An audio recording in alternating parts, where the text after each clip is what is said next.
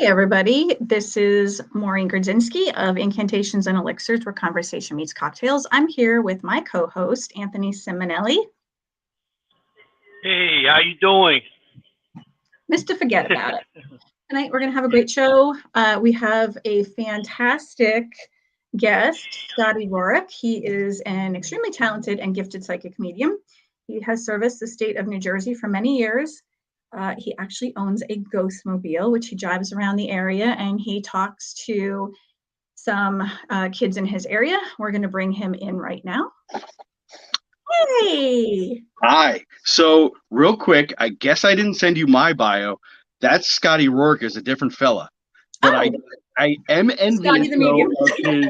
I am very envious of the fact that he owns an Ectomobile, because I'm a huge Ghostbuster fan, and when I saw that article, I was like, Maybe we'll get you one. I'm the only Scotty. That should be the rule. A parting gift. Maybe we'll get you one of those. How's everybody doing? All right? Yeah, we're good. What's going on? What's up, brother? What's up, Anthony? How are you, bud? I'm good. Good. Hang in there. Good. I'm setting up. I was just setting up. I had to make myself a little tea. Because I've been getting over being sick, but then I also made myself a nice little libation that I'll have after the honey's gone. You know what? I don't know why I said work, because I knew the name Davis. I'm actually not doing fantastic up here myself. It's okay. When she said that, I'm like, he does? That's cool. I didn't know he does that. What the hell is wrong with me? That's something I found out. No, don't be worried. That sort of thing happens. And it's funny because if you Google Scotty the Medium, it's like all me and then all him. Yeah. So it's a 50-50 shot, and it's my fault for not sending over a you know what, that's my fault, because I'm like half in and half out. I don't know what's my deal. Well, you just describe my life. Half in and half out. But you men's and men's, you know. Hey. You have been on some major networks such as Travel Channel. Travel Channel, and it's streaming currently on Discovery Plus. Yeah, it's pretty awesome. And for any of the younger crowd that might be watching, I'm really gonna say this all the time, every interview. I was also on with YouTube stars Sam and Colby at the Shanley Hotel, and those fellows were just on the Joe Rogan podcast. So, it really doesn't get any bigger than that as far as podcasts and media goes. So, now I have to say I was on with those guys every time. But I've been pretty lucky and pretty blessed to be doing some pretty awesome stuff out here. Yeah, I see you all over the media now. Especially TikTok. I'm like, every day something with TikTok. It's like something new. Yeah. But it's good. It's really good. You got a lot of followers on that too. Yeah, man, we're about to hit 235,000. Wow. Yeah, nice. Yeah, nice. Not bad, right? Yeah. Awesome. Yeah, for some guy I just met, Yeah. Hey, I met you, Yeah, it's some guy I know this guy. Yeah, so but we met at Shanley many years ago. Yeah. And then how many events we did at Shanley since, and then we see each other at places. Yeah, especially with that clown mask. Oh yeah, Mort the clown mask. For your viewers, I don't know how many folks have been out to the Shanley Hotel, but when they get there, they should definitely ask for Mort and see if they have any kind of interaction with him, because he's a pretty interesting fellow. Yeah. I remember when you took him out of the box. I was in the room with John Zaffis and Sam Balchusis, and we're sitting there. As soon as you took him out, I jumped up because I got a bad feeling from it. Sam and John jumped out, and they all went out. They had their cigarettes out, and the three of us standing outside. And they're like, "That's something's wrong with that thing." And I was like, "So wait a minute." Freaked out John. I was going to say the haunted object that I brought freaked out the godfather of haunted object collecting. They left. He jumped up, and there's something wrong with that thing. That's so funny. I drove around with that thing in my trunk for like 6 months, and believe it or not, my car was having a lot of problems while I was doing that. So there was probably something to it. So once you removed it, was it fine? Yeah, after I took the mask out of the car, I brought it to the Shanley. They were nice enough to take my donation of the haunted object, and yeah, everything started to clear up again. Nice. They're really nice there. So anytime I come across something that basically what happens is I'm okay to do mediumship in the house, but no haunted objects. My wife is always like, "Get it out of the house. You're not bringing that in here." Every time, Yeah. and she knows. It's like she knows. I think sometimes she's psychic. Yeah, she does want that around. I don't blame her. I think we all have a little something, don't you? Yeah. So, yes, that haunted mask is really interesting. I'll tell you the story about it if you like. I got it from. I went looking for haunted objects because I am somewhat of a skeptic, believe it or not. I like to see things for myself. So I decided to set out into the world and find an alleged haunted object. And I went on the shadiest of all shady places. I went on Craigslist and I started looking for haunted objects. Now, there were a couple haunted dolls that I had seen, and I was like, that's not for me. Then this clown bust came up, and it's probably like 1.5 feet tall. It's pretty big. It's a solid plaster mask. It's very creepy, painted. And the description basically was just like, come get this thing for me. It's haunted. It's $100. So I messaged the guy and I was like, hey, I'll come get it from you. That's fine. And he's like, all right, meet me in the Wawa parking lot in Tom's River. And I was like, yeah, okay. So it's like a 40-minute drive, and I'm meeting somebody in the Wawa parking lot. And for anybody not from New Jersey, Wawa is a really good place to get a beverage and a sandwich, but doing transactions in the parking lot could go wrong. So this one was interesting. The kid rode up on a bike, pulls his backpack off, and he's like, here it is. And as soon as I saw it, I was like, oh, this thing actually has something to it. It's actually, I felt it. So the kid was like, you know what, dude? Don't even pay me for it. Just take it because it's ruining my life. And before I let him ride off on his bike, I was like, well, what's going on? Because this is an adult man. I keep calling him a kid, but he's in his 20s. And I was like, well, what's going on with it? And he's like, well, my girlfriend and I purchased it because we wanted a haunted item, or she wanted a haunted item. And he said that he was skeptical. They purchased it from this couple that said that if you hang it on the wall where you can see it, that you will start having paranormal activity in the house, and that it was cursed. So interestingly enough, within a couple weeks, they broke up, the girlfriend and boyfriend. He, by fault, inherited the mask, and it sat in a box. And he got this crazy idea, he said one day, to like hang it on the wall. He's like, I don't believe in it anyway. She left. I got nothing to do. Let me see what's up with this thing. He hangs it on the wall, and within a couple nights, he starts hearing whispering in his apartment. Then he starts hearing banging, and a couple nights in, the water faucet in his bathroom turns itself on. He has to turn it off. The next night, the water faucet turns on, and the toilet flushes. And he says he lived there for years and never had this experience before. And before he knows it, he's starting to have severe depression, sadness, to the point where he's calling out of work, and he's like, and this is where I meet him. And he's like, I'm about to lose my job because I'm so sad and depressed all the time. And I was like, is it because of the girl? And he's like, no, I already got another girlfriend. He's like, it's not because of that. He's like, this thing is nasty, whatever it is, and I need you to get rid of it for me. And I was like, all right, give it to me. So he gave it to me for free. That's how I like really knew he was serious, because he wasn't trying to make a buck. And that was that. So I took it home. We did some investigating around it. I didn't get much other than the nasty feeling, but what I kept doing was handing it to people without telling them what it was. And the reaction was always the same. They would go, why did you hand me this creepy thing? Or why did you hand me this? Why am I? And they would get angry or like insulted that they were holding it, which is a strange reaction, because if I hand you a baby, you're not going to say that. If I hand you, something good like a sandwich, you're not going to say that. If I hand you a box, you're not going to say that. This thing invoked that feeling. So after I drove around with it a while, and things were starting to go wrong in my car, I said, that's enough. And we brought it to the Shanley. We put it in a case that's been blessed and bound. So the only time that Mort, who named himself, is allowed out of the case is when he says his name, or the Shanley ladies give him permission to come out. It's a very interesting little object. So it's cool that you heard that. I didn't know that you and Zaphis and Sam jumped out of your chairs when it came out. It's pretty neat.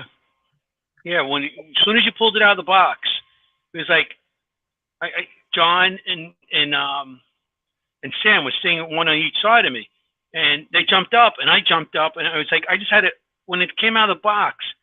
I just had like a pressure on my chest and forehead, like you're getting a sinus headache or something. Yeah. It was like weird. And as soon as I left the room, I felt fine. And when I stood in the porch, until you guys finish your little session in there. Wow, that is something. Yeah. So, Anthony, how many haunted objects do you think that you've actually come into contact with? How many I came into contact with? Yeah. That I knew of at the time, or? Yeah, like things that somebody was like, hey, I think this is haunted. When people said things are haunted, well, I got friends that collect haunted objects, So, yeah. like, I quite a few times. It's not like something I just started, Right. I from radios to especially a lot of dolls. Sure. And my friend, Dennis, what's his name? His last name? I forgot his name. I'm bad with names, Scott. It's okay. I know a Dennis, though, that we all know. You know Dennis, he comes up there and he collects, he has dolls and all that stuff. Yep. He brought with him one time, like a shackle from the during the slavery time. Mm-hmm. And he brought it and he said it was haunted. And I was like, oh, it's a shackle. How do you know these things haunted? When you touch, you got like a weird vibration coming from it. Okay. It was weird. Like and you could feel it too. Yeah, I'm sensitive with that stuff too. And I had a weird vibration. I said, this is crazy. Get that away from me, because he had a little new wooden box and stuff like that.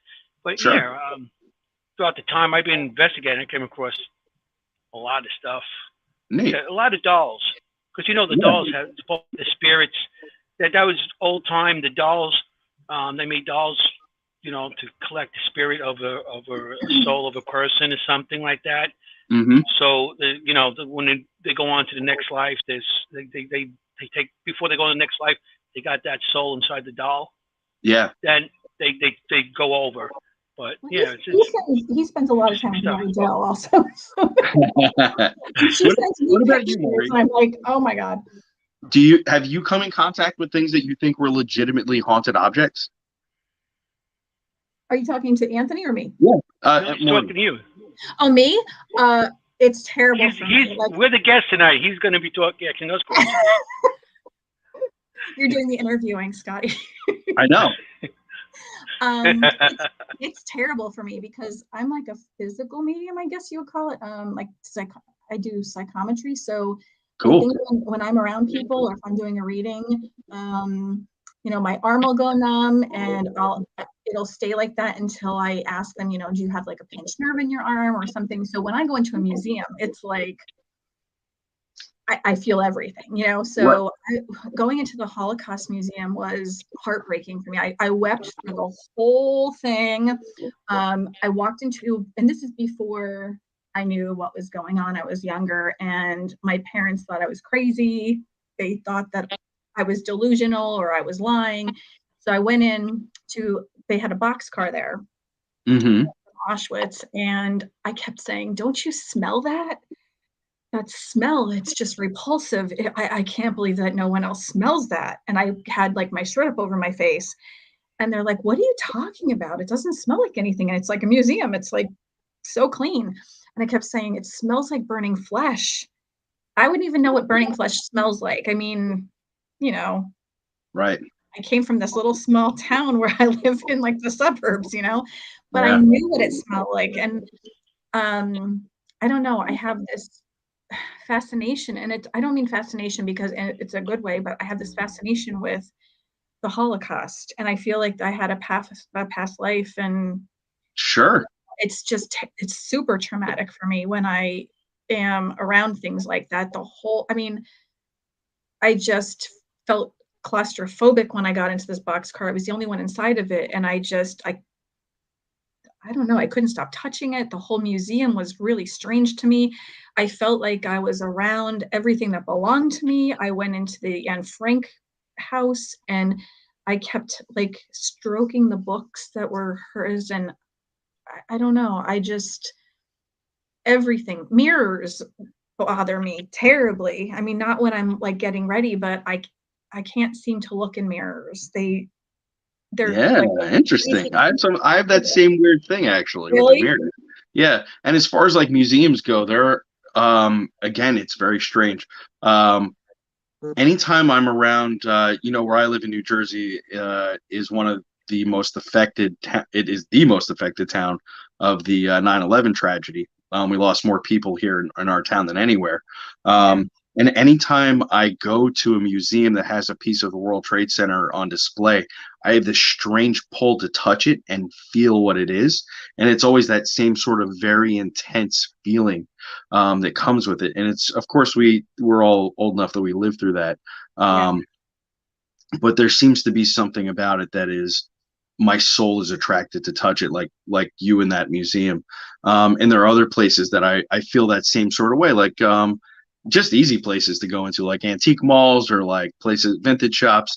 I like touching everything and just getting a sense of what the people who own those things were. And that's a really cool way, I think, to practice psychometry or physical mediumship, especially if you can find something that belonged to someone you knew. And you can just like hold their ring or a jacket and be like, okay, let me tell you about your dad who wore the jacket for 50 years, right? Let me tell you a little bit about what I'm picking up. So that's so even though it has that really deep purpose for us, it also has that really neat facet of kind of being a party trick too. It's really fun to be able to do that. So that's cool. The haunted object thing, I kind of cringe a little bit when I see so many people selling haunted objects on Etsy and on eBay and all those kinds of places. It's hard for me to believe that so many souls would be trapped in inanimate objects. And this is coming from somebody who is dealt with a legitimate haunted doll. One of those shows that I was very lucky to be on, my friend Mary Jo Chudley, who runs Penn Paranormal. You guys know her. Jingles yet? She's on next week. Yes. Jingles actually is an interesting thing because I rode to Mass Paracon, which is hosted by Sam Baltrusis, in the back of Mary Jo and Bill's SUV, and Jingles the Haunted Clown was in that truck behind me for 5 hours each way. I picked that object up and brought it into the hotel where the con was, and I almost immediately got a headache. Nothing else happened, but it felt like a vice grip in my head. It was terrible. She sent me a picture of his face. And I felt like I was punched in the stomach. And then I had a wicked headache. And I heard the word James. And then it felt like I was shot above the right eye and the back of my head was blown off. And then all of a sudden I saw a priest who was swimming as a kid. And I saw a christening happen. And I said, I have so much going on. And I said, James, but I hear James being called Jimmy. And I think that whomever, and now I'm getting a headache even just now. She said, that's weird because James came up from everyone else that saw the doll. And hi, Iris. Hi, Carrie. Hi, Katie. And Venus too. She said, James is the name that came up. And she said, I don't know about the priest, but it's weird that you would say, and I said, I feel like there was a burglary involved with whomever this person was. And it was weird because I was getting like a separation of the priest and the person. Right. And I said, and I feel like the person that was handling the burglary was shot by a shotgun through the front of the head above the right eye. And it was like, it blew off the back of his head. And he like took over this doll. And I said, but the priest, and I'm like, I'm seeing a christening. And she goes, oh my God, there's a christening gown hanging next to him. There you go.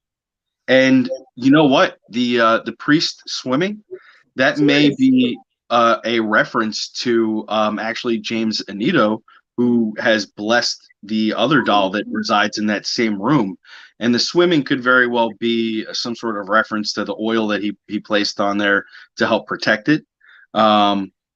So for those who don't know, who are watching, Mary Jo has this doll that, in my opinion, is one of the most haunted things I've ever touched. There's definitely something negative attached to it. What it is, I can't say, but it feels very evil. and bad. So she was instructed to build a case. James Anito came up and anointed the case with holy oil, said some blessings over it, and the doll doesn't move from the case. But inside of that same room are all kinds of other objects that people bring Mary Jo to hold on to. And one of them is Jingles the Clown. And that christening dress, I think, was supposed to go on one of the dolls, and she decided not to do that, right? She said that she's actually in our comments right now. Hi, oh, what's up, girl? She said, all my buddies. So I think she was going to do that. She said all her dolls come naked, which is weird to me. So I don't know. Was James also an altar boy? Because I saw the priest as an altar boy, and we had James on our show. Oh yeah, you should ask me about that. I don't know if he was ever an altar boy.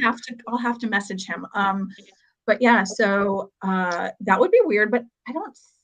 It's weird because I see the priest thing, and it's James but called Jimmy, and I don't know him being called Jimmy, so I'll have to ask him that too. But that's really crazy. Yeah, whether or not that's a thing, when we deal with mediumship. Of course, we want to be as evidentiary as possible, but James and Jimmy, that's just a matter of preference, right? James is your proper name, and Jimmy's what I call you when we're drinking beers, right? So that's just one of those things. So I think that you were getting very close, and probably that I think that I had heard somebody else say something about a shot to the face as well, or something like that, and that would match my own experience of feeling like I didn't get any psychic compression. It was just like this pounding headache that I got out of nowhere.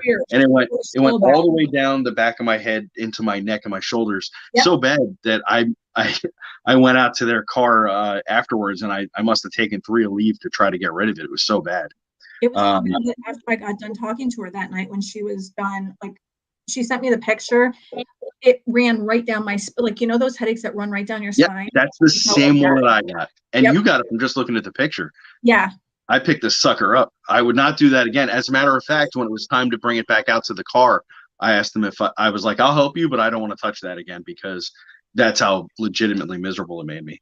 Well, it's funny because when you said that you had a weird experience when you were at the 9/11 site, when you had to touch the bar or whatever it was, the funniest thing that has ever happened to me, I would love to torture my mother when she was living. We would go to this museum in Philadelphia. It was the University of Pennsylvania Archaeological and Anthropological Museum.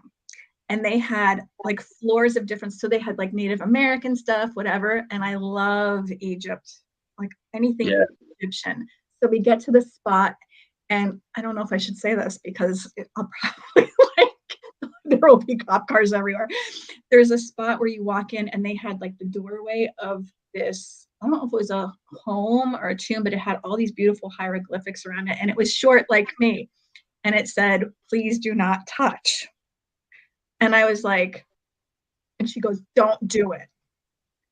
And I was like this. She wasn't trying to do it. I said I couldn't control, it was almost like something was pushing me to do it. And I was like, and she goes, "You didn't." And I go, "Yes, I did." That's so. But I had this weird energy that, Anthony said, it was like a vibration that connected me to it. And I really, truly feel like a past life was there. And I feel like it's home when I walk through that floor, there's a sphinx, and there's palm trees, and there's cats, and it's just home. Yeah, that's so cool. I don't think I've ever experienced that with anything ancient, unfortunately. But what's interesting is the first time I ever went to California, I had that same feeling. I landed and I felt home, and I didn't know how to explain it to anybody, because how do you explain that your home isn't your home? Because you were there during the golden era, when you were part of the acting age of old Hollywood. Ooh, I hope I was a good famous actor. My wife always said I'm a ham, so it would make sense. And I do like a little beverage, so I would have fit right in with those folks. That's okay. When it was Hollywood Town. Yeah. So the doctor. Yeah, you talk about the 9/11 museum. I actually worked down there right afterwards to build up the new buildings, and there's so much activity down there. They're still down there. I'm sure. It's crazy. It's one of those places that it has to be scarred. It has to. Like there was a hole ripped in time and space that day. Yeah, it's crazy. And like I said, I was down there and working, and people heard I was, people that worked there heard that I do the paranormal stuff, and people used to come up to me and show this, what they seen and heard, and things that were going on there from, because I was in the part of the building where they were putting on all this safety stuff, for the the building and anti-terrorist crap and stuff. So I was in the under bowels of the building. So people used to come up to me that worked there, from janitors to engineers, and tell me stories. Wow. And I mean, stuff that's still going on there. People don't know they're gone, or they're just wandering. And they're stuck. Yeah. It's so sad. It really is. But I can't imagine. Let's change subject. Yeah, sure. That bothers me. So that bothers me. All right. I'm gonna still play host. I know I'm the guest, but I like doing this. It's fun because I also like to get to know everybody. Not you. We're hanging out. Yeah, no, I can't help it. You never walk in a room and take over. You never do that. Dude, never. No. And I'm so used to doing all this live stuff that it's just now like a part of me.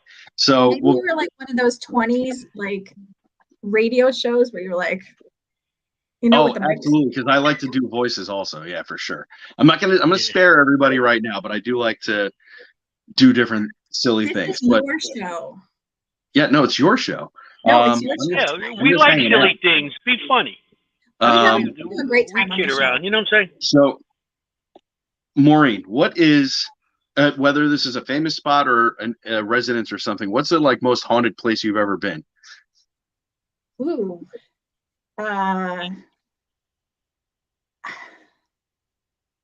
Everywhere I go, there's spirits. That's the weird part.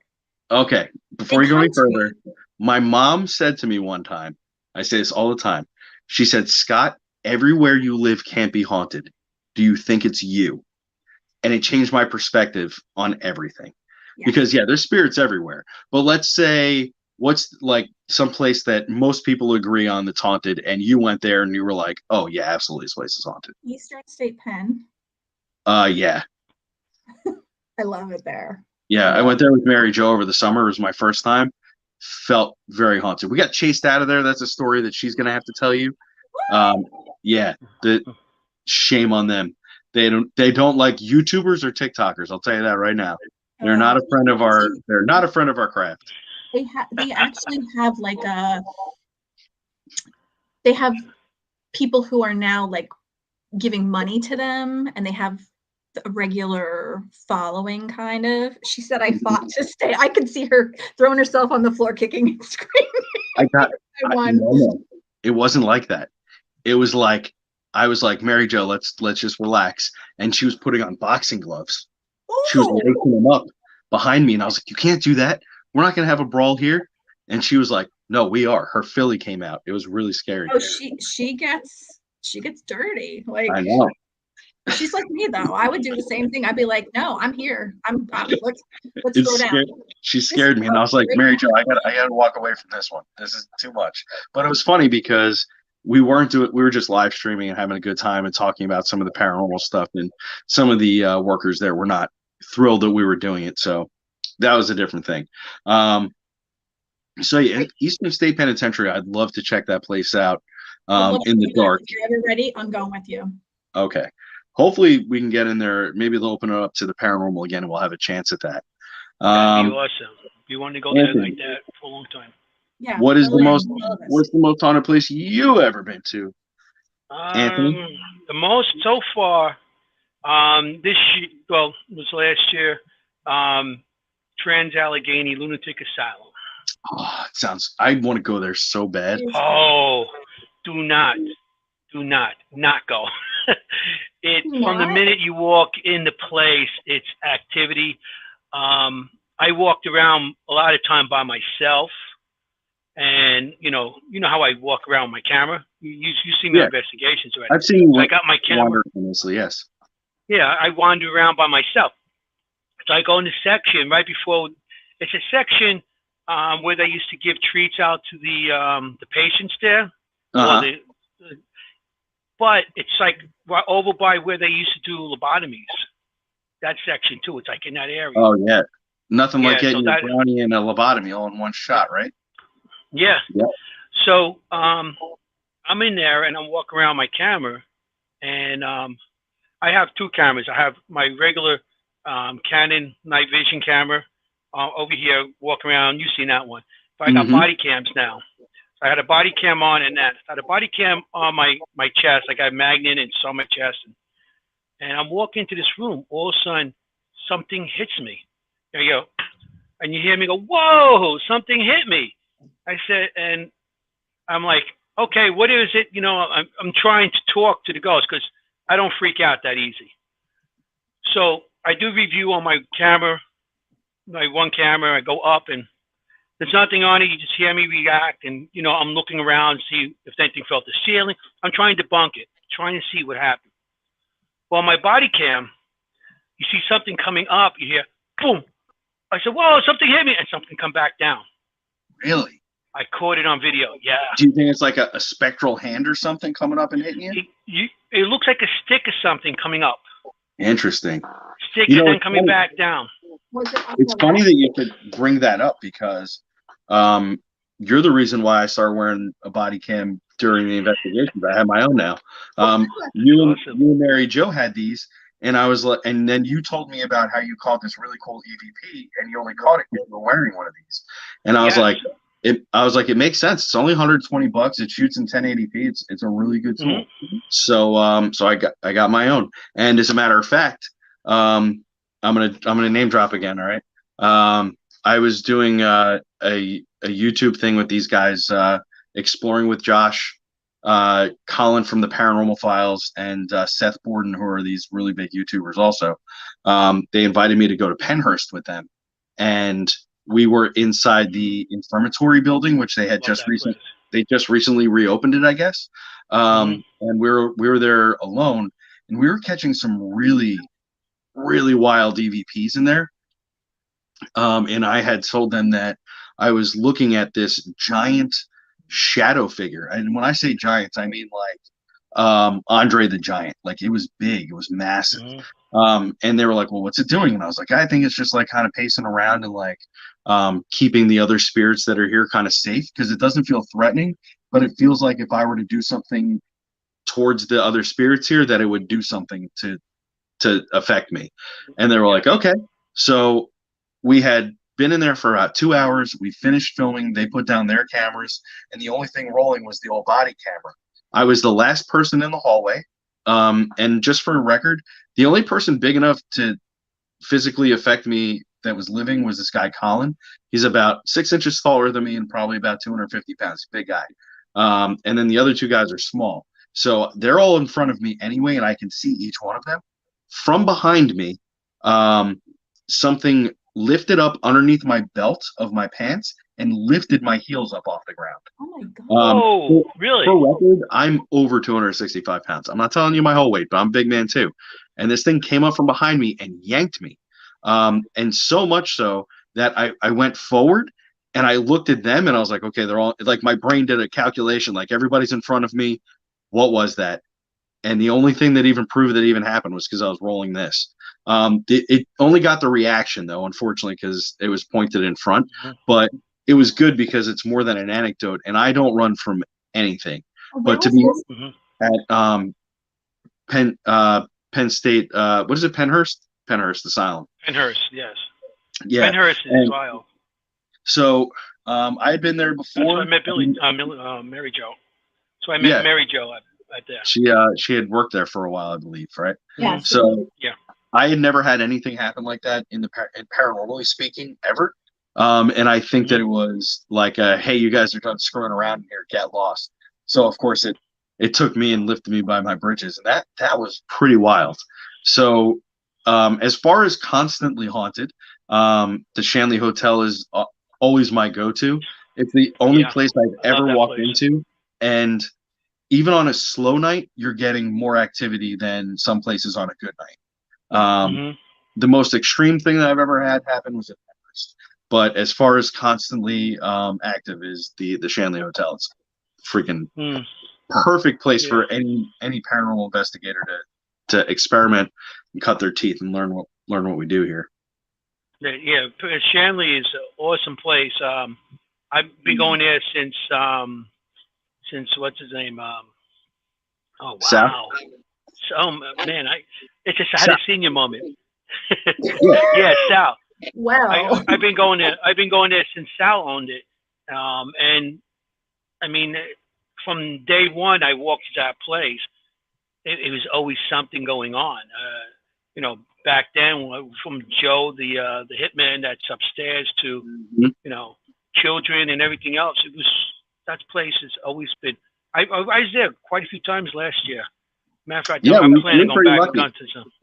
It was bad for Kelly because you know, the pandemic kind of cut really deep into her business. But for the rest of us that were willing to like stick our neck out, it was good because there are a lot of times where she's like, Scotty, there's nobody here if you want to come up, and I was like, see you.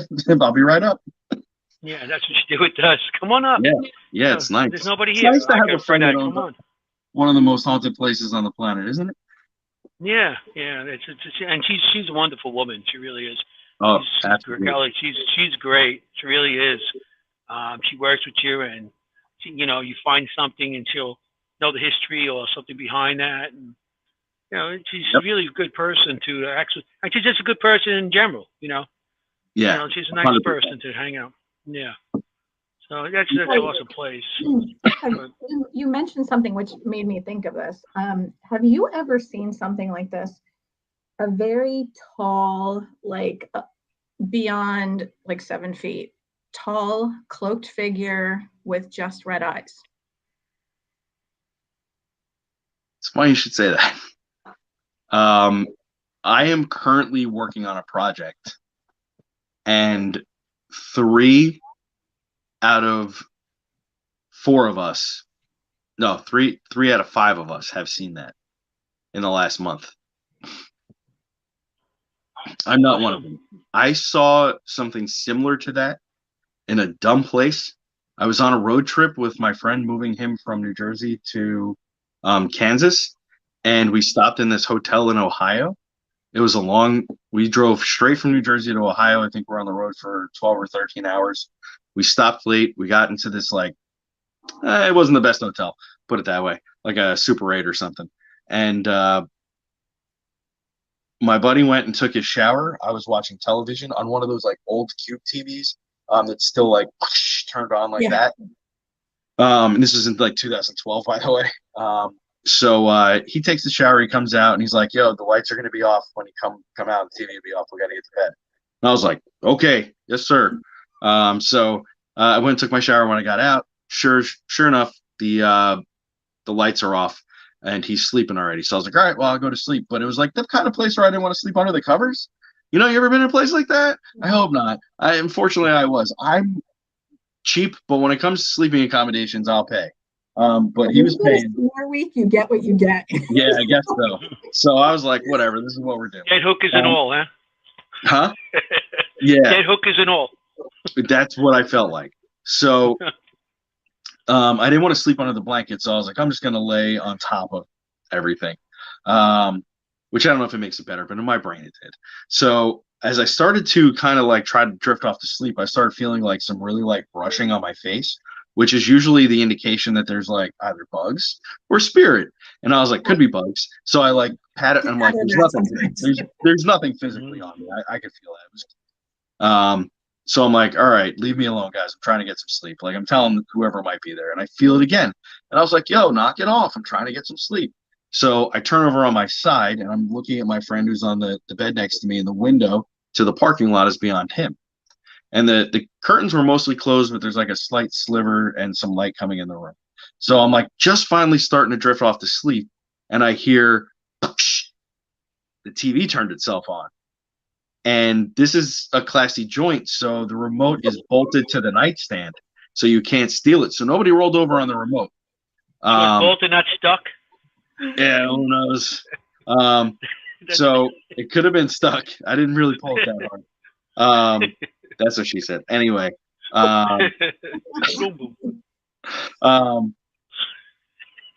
I was looking at my friend, and all of a sudden I see this dark black hooded shadow raise up over him. And I was like, holy shit, am I actually seeing this right now? And it goes way, and it's almost touching the ceiling. It's so big, it's like ducking. And I yelled, I'm like telling my friend, I'm like, yo, wake up. And he's like, what? And I was like, this room is haunted. And he's like, yeah, I don't care. Go to bed.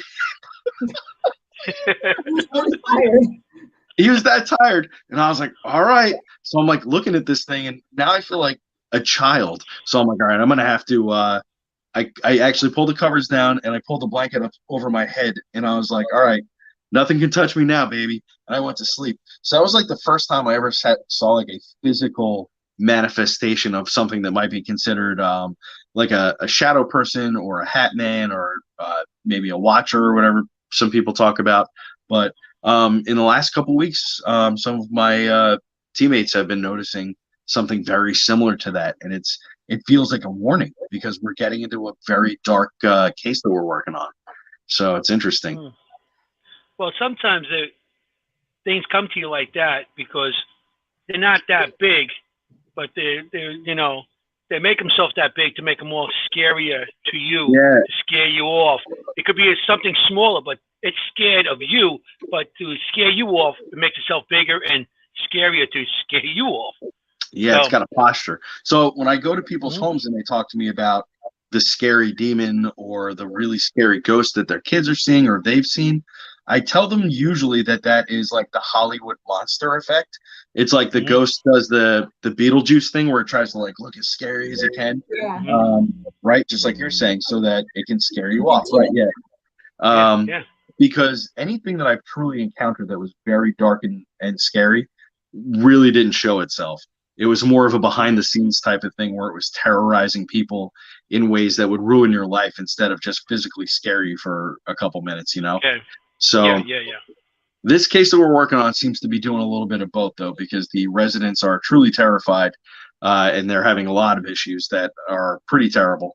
And then on top of it, this thing seems to be reaching out to each of the investigators in some sort of way to like try to throw us off from coming. So the paranormal is very interesting. Definitely going to try to separate you because together you guys are strong. Separated, your individual has more power over you. Yeah, so that's the first thing it's going to do is try to separate you, make each other mad and angry at each other and stuff like that because it might start playing on your feelings. Right. So, when you said watchers, I've had watchers stand around my bed my whole life, and when I didn't know what to call them. I said, there's things around my bed that stand there all the time. But finally, one day I just said, the watchers. And I was like, where did that word come from? Because I've never called them anything. And then I looked it up, and in the Bible, they're called watchers and they're demons, which is weird to me because they've always protected me. So that's strange. But I've seen this, this thing kind of came to me and hung over me in my sleep one night, and my ex-husband finally told me that it was there, and it was right before I had a surgery, and he explained what it looked like, and I kind of thought that he was lying about it, to be honest with you, because he told me that it was hanging over me, and it kind of like hung over, and then its head popped up and looked at him, and it kind of went heh, heh, heh, and then it got sucked backwards. Holy crap. He's like, I didn't tell you about it because that was the first time I ever saw a full body apparition. There was a man laying next to me in bed when I had my surgery. They had to go through my throat, and they said, don't bend over, don't like be face down. I woke up face down and I was like, and I kind of rolled over, and we had our clock projected on the ceiling, and it said 2:22. And I had been seeing numbers all of a sudden. And when I rolled over, there was a guy next to me in the bed, and it's not my husband. Oh, wow. And he kind of just started to fade away from right below the waist down, but his face was blue. His lips were blue. He had long, dark, curly hair, and he was kind of dirty, and he had jean overalls on, like not dressed like he would be in this century. Right.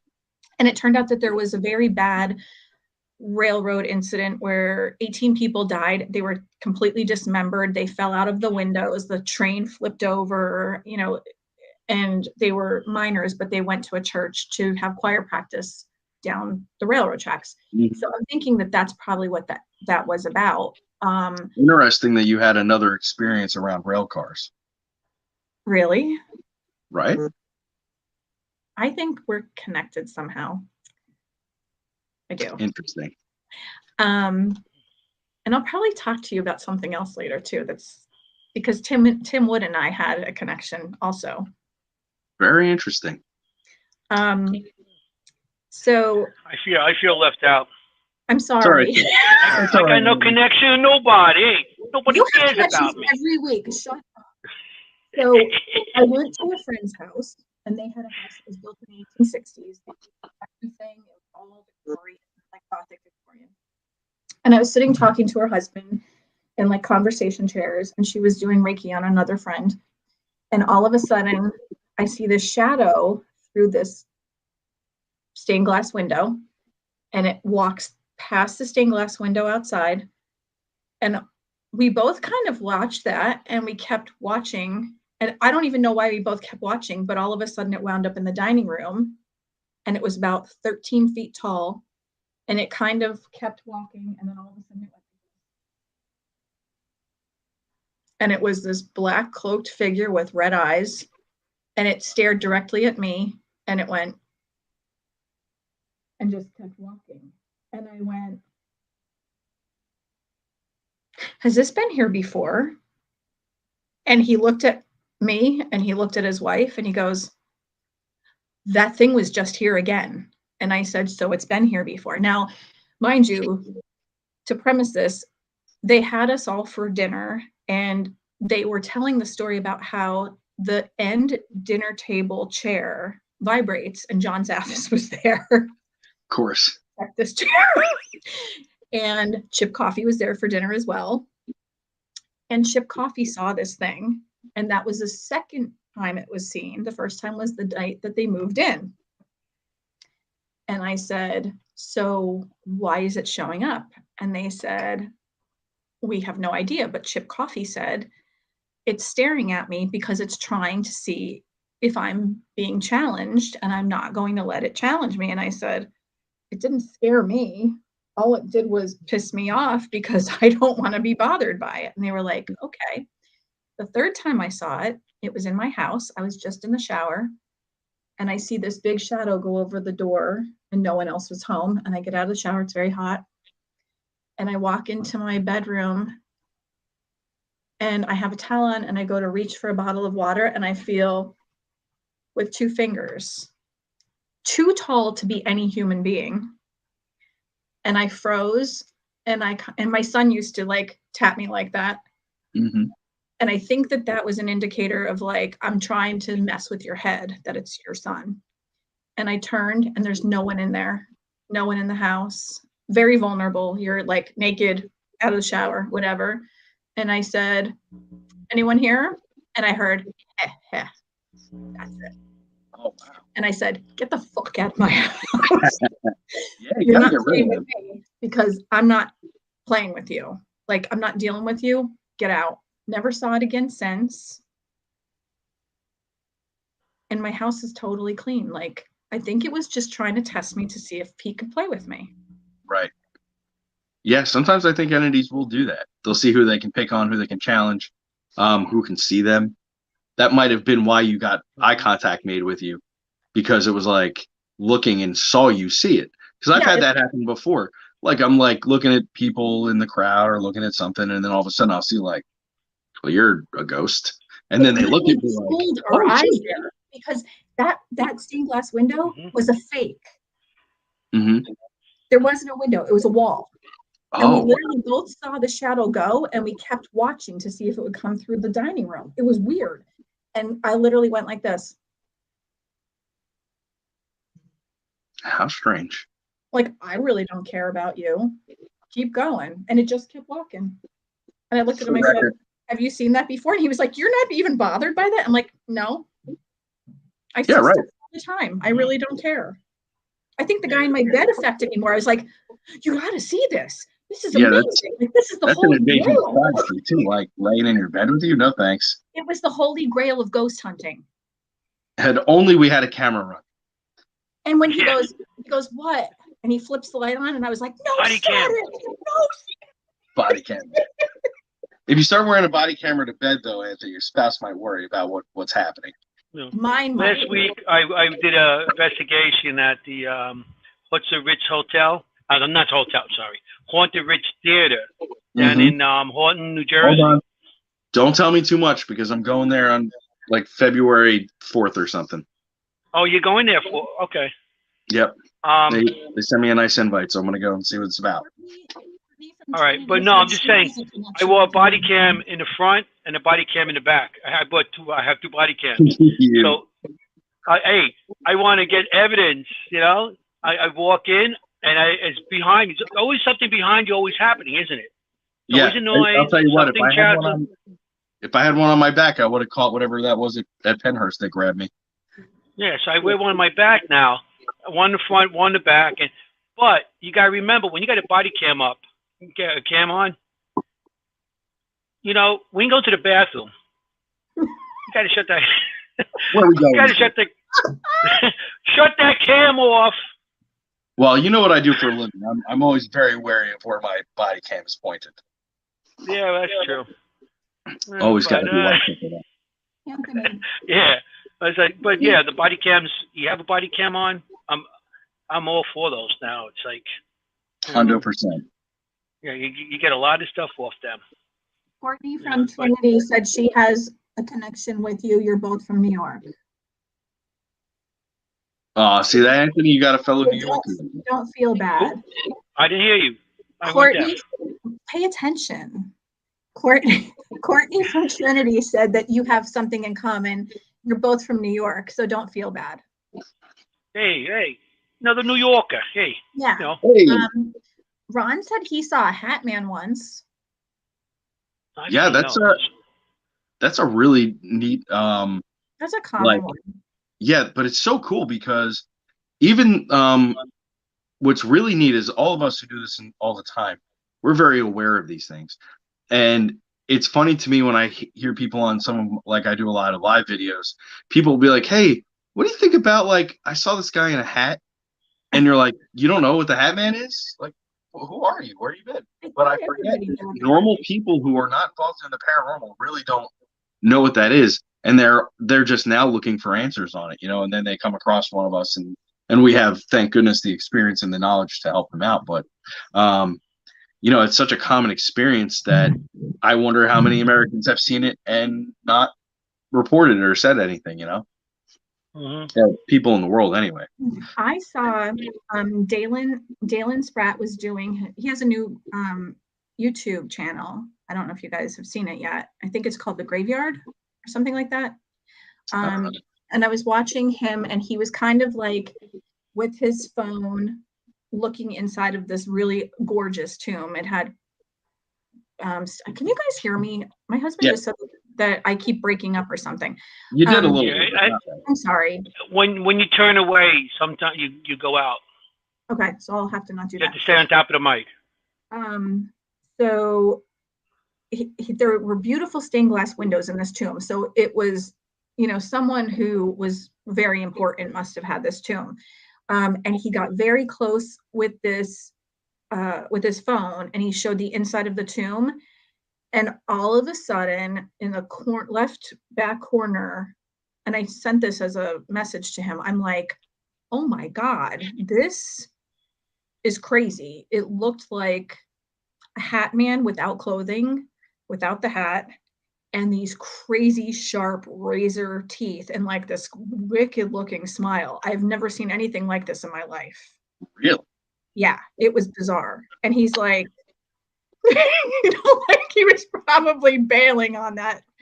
That was like, well, time to go. That's too creepy for me. He was like,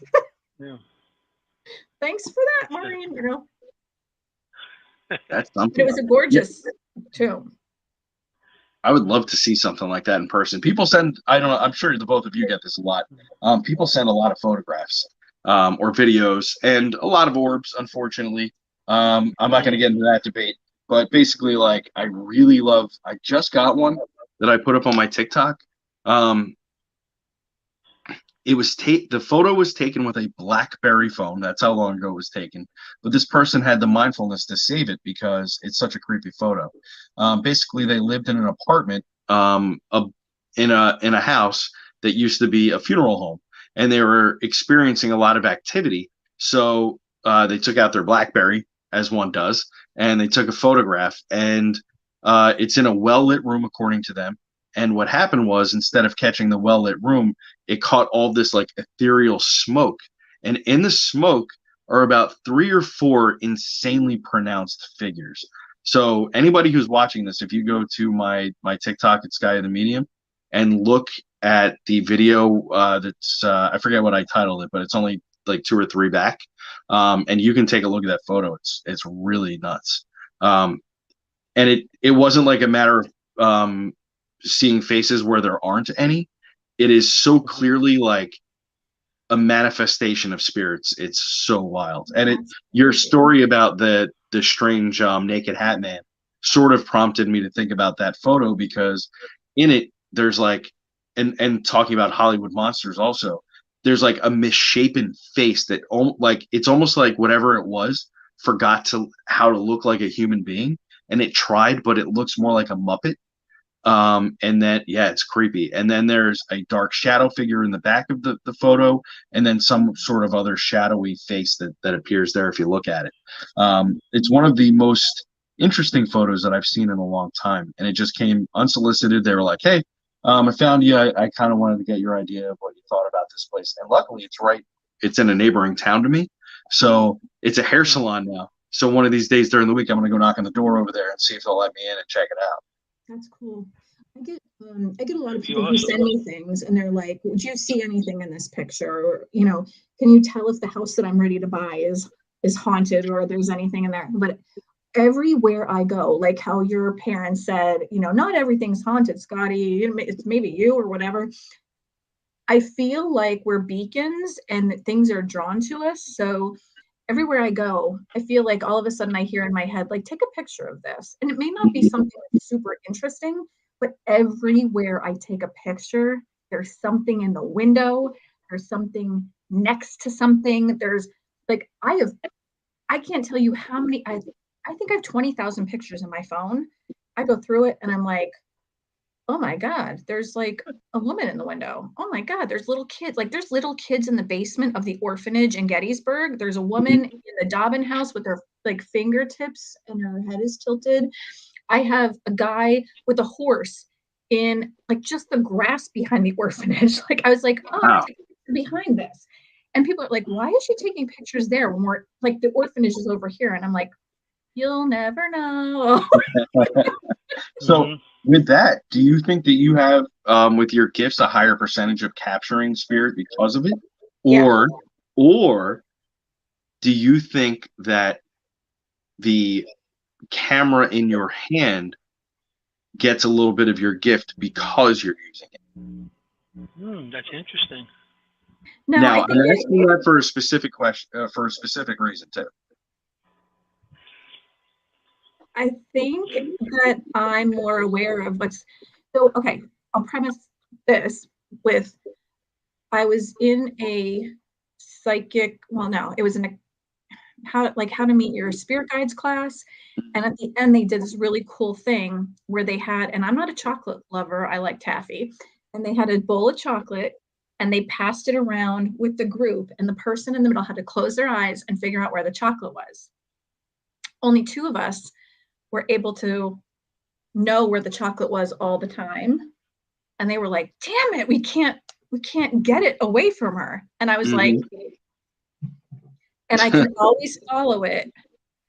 So I'm wondering if I always feel that, because I'm an energy worker, like I can change people's blood pressure. I can change their heart rate. I can change their anxiety. I can body jump them. I can mind jump them. I can change my own. When I can fool the doctor like crazy. So I'm wondering if I could feel the energy around me, and I'm like, oh, I think I should take a picture over here. Right. Maybe. So that's interesting, because if you could feel it more, you can. So I'll just give you the quick why I asked that. There's a case, and you guys, your audience, got to forgive me. I cannot remember the woman's name, but she had a super high percentage rate of taking photos of anomalous things with different cameras. So much so that it came to the attention of several scientists, and they were they would give her film and cameras that she had never touched before, and we're like, okay, take photos and let's see what happens.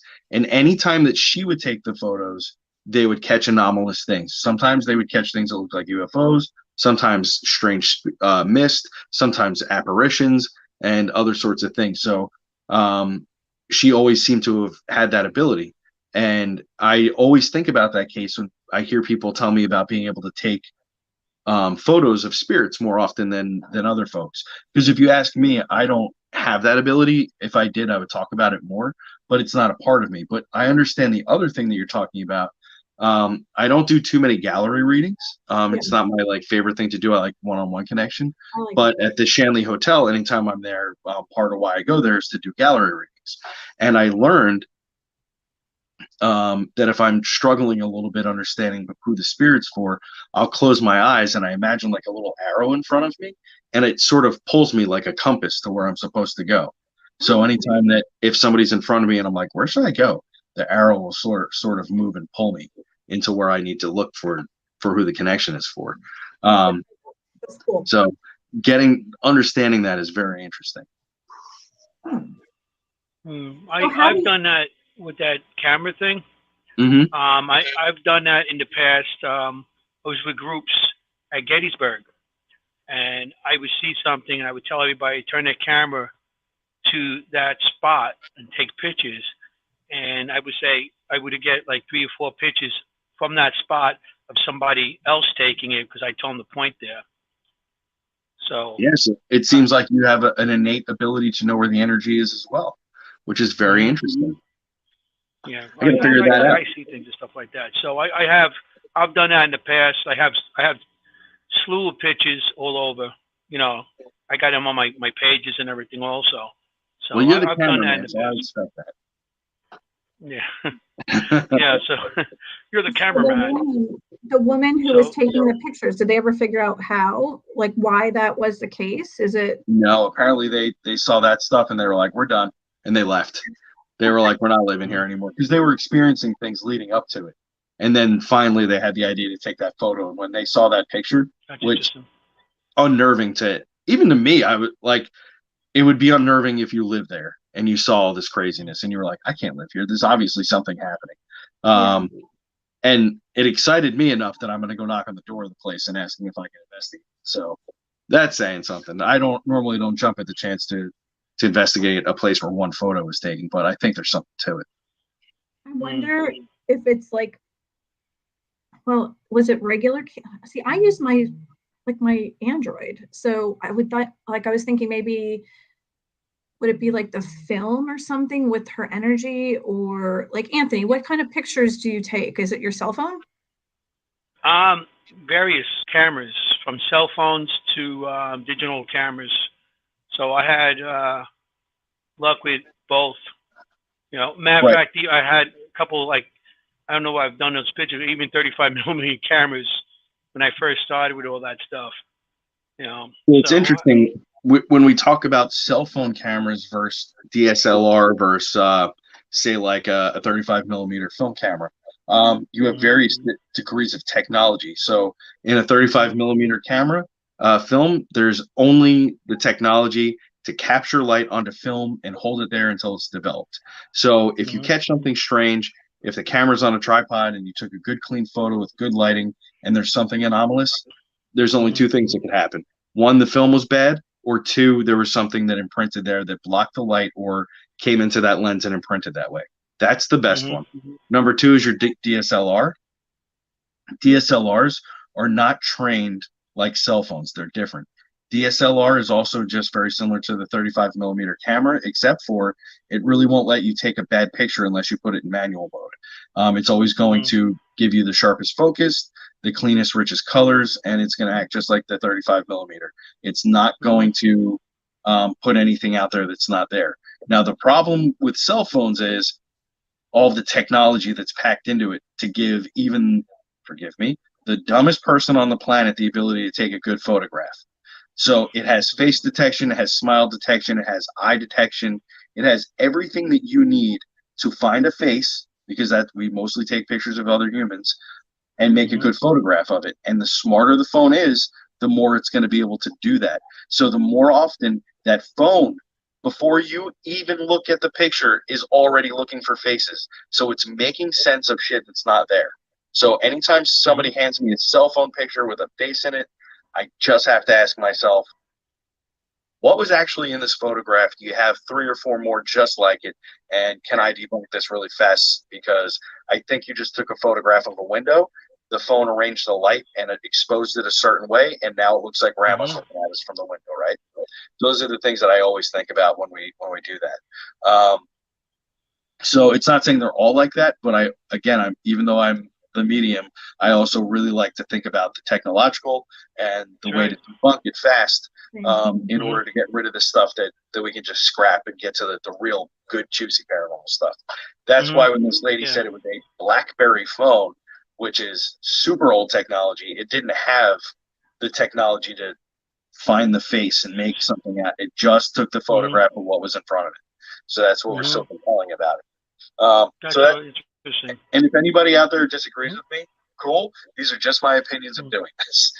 See, on a 35mm camera, with the old film, there's another way there could be something on that film that wasn't by accident. When they develop it, if there's a piece of lint or there's dust that falls onto it, will come something up, and depending what it is, it might show like a shape. So you're like, whoa, this is cool. Like I'm big for trying to find out what caused it before I say anything, saying, look, I got something. I look into that. Even with the cell phones, like you said, it's trying to pick up a face. And, if you look at a pattern for long enough, any pattern you look at, you just stare at that pattern. Eventually, you're going to start faces start showing up. So that's the camera also. So you got to watch what you're taking pictures of. So if you think, oh wow, there's something there. There's a face. Just look at the pattern on that. Say it's a curtain or a pattern on the wall. See if there's other patterns on that object that it's just a pattern, not a face. So I'm always trying to look into not putting something out there that, if I have a question on it, I'm like, I'll show people and see what they have to say. And we know much people that could look at it too. So we share amongst each other and see what everybody says too. So that's the best way. Yeah. I don't like putting anything out there that's not real, because the camera can lie. You take a picture, but what's in that picture? They say a picture makes 1,000 words, but that picture could be taken at a different moment or at time, at something going by, and then there's something there. Because I worked with my friend that's actually a photographer, and he showed me a trick that they did. He slowed his camera down a certain way, and we were in Gettysburg, and he's taking a picture. We're standing, I think it was the Tilly Pierce house, and we're taking a picture down the avenue at nighttime. When it's like 12, 1 o'clock, everything starts slowing down there. So he's taking a picture and he goes, check this out. And he walked by quick. Yeah, he slowed down the exposure. As he walked by, there was like quick, like a face in there. Not the whole body, just the face. And the way it looked, I was like, if I didn't know he slowed that down, I would say, that's interesting. That might be something. Yep. Trick photography. It's been around forever, right? Yeah. Yeah. So you have to be careful with certain things and somebody walking by and everything else. But if you have a picture that's just took still, and something that pops up. You're like, that's interesting, you know? Yeah, for sure. You know, so that's, I like to debunk, you know, the word debunk. You ready? You ready for a hard left? I'm always ready. Okay. Maureen. Yes. Aliens, yay or nay? Yes. Anthony, yay or nay? I got some that live down the block over here. Not those kinds. You know, Queens, we're gonna get kicked off this. Do I believe in them? Yes, I do. I believe there's something out there. You? I don't think we're the most intelligent people in the universe. No, our gene pool's shallow. I believe that there is something out there for sure. I've never seen anything. You haven't? But I want to. I want to believe. I've never seen anything that I would classify as an alien in the traditional sense. So I always like to get other paranormal investigators' ideas of what they think. So aliens, extraterrestrial, off planet, or interdimensional? Which one? Both. Okay. Anthony? I think they'd have the ability to go, you know, from, you know, interdimensional to, from, you know, I have a feeling that they could do anything. Right now they're more advanced, so they could be, you know, coming from space. I'm more advanced than say, like, you know, an alligator. Not much more advanced, but a little bit. But I can't do anything. I have to abide by the laws of physics. So can an extraterrestrial species exist and bend the laws of physics that we know? And if that's true, is that the same thing that spirits or ghosts are doing? Yeah, we always talk about. You didn't know you were going to go on a show like this, did you? You thought you were going to be on your own kid show. You know you were going to go on a show like this. You didn't know. You had no idea. I was thinking about this stuff all day. I bet you have. I feel that like spirits, as ghosts go and everything, spirits, you know, when you're going into that, we also talk about different dimensionals, like the different dimensions where spirits could slide through time, or aliens could go through times. How about Bigfoot and all those other things? Yeah. You know, but then you know, there might be a slot. Are they colliding with each other? I have a feeling maybe they're from the same place or whatever. I'm playing. This is me playing with you guys, but asking a really all worked up now because of this question. But I want, because I like this question. It's fun. I want to give you an answer when he's finished. Okay. I'm finished. I mean, I feel they all come. They come from the same place and they pop up. I mean, it's like. I need one of your more talented viewers to make a cartoon of like Bigfoot and an alien walking down a hallway and passing like a Victorian ghost, and somehow infer that they're like slipping through time and space together, going somewhere else. They're passing each other away in the corridor. So go ahead, Maureen. Let me know what you think. Okay, so here's what I think, and I don't know how anyone will respond to this. So I think that, and this is just my opinion, no one scream at me, no one leave the show. No one hate us. So my watchers wear cloaks. They have wings. Okay. And they have flat plate-like faces that kind of look porcelain-y. And I don't know if you'll remember this, but do you remember the glowworms? They kind of had that like soft bluish glow to them. Yep. They have that. They have a little tiny straight mouth, but they never use them. They have 2 dots for noses, no nose, just the dots. Okay. And they have these huge comma-shaped eyes, and they're very like cobalt bluish. And they're, I hate to use the word kind eyes, but kind of like when you look at a dog, you could see how that, like, they have that beautiful, kind look to them. Yeah, no threat. None. Right. And they wear the black cloaks. I've never seen their physical body, so the cloak covers all of that, and then they have the big, huge wings. I had 7 when I was young. I have 13 now. It's really strange because they've always been my favorite numbers. They have always been around. And they're not my ascended masters. They're not my spirit guides. They're something completely different. And all of a sudden that one day watchers came out of my mouth when I tried to describe them. And this was recent. So I've never used a word for them. They've saved my life. They have spoken to me here, not here. Okay. They've never, when I was learning Reiki, they came to my attunements here. And they actually said, we're very proud of you. Like each of them had a different thing to say like that. We're very proud of you. You have ascended a level, like that kind of thing. So I almost think that there is a higher source. I don't believe in God. I'm a witch, but I'm not Wiccan. I don't follow a strict religious belief.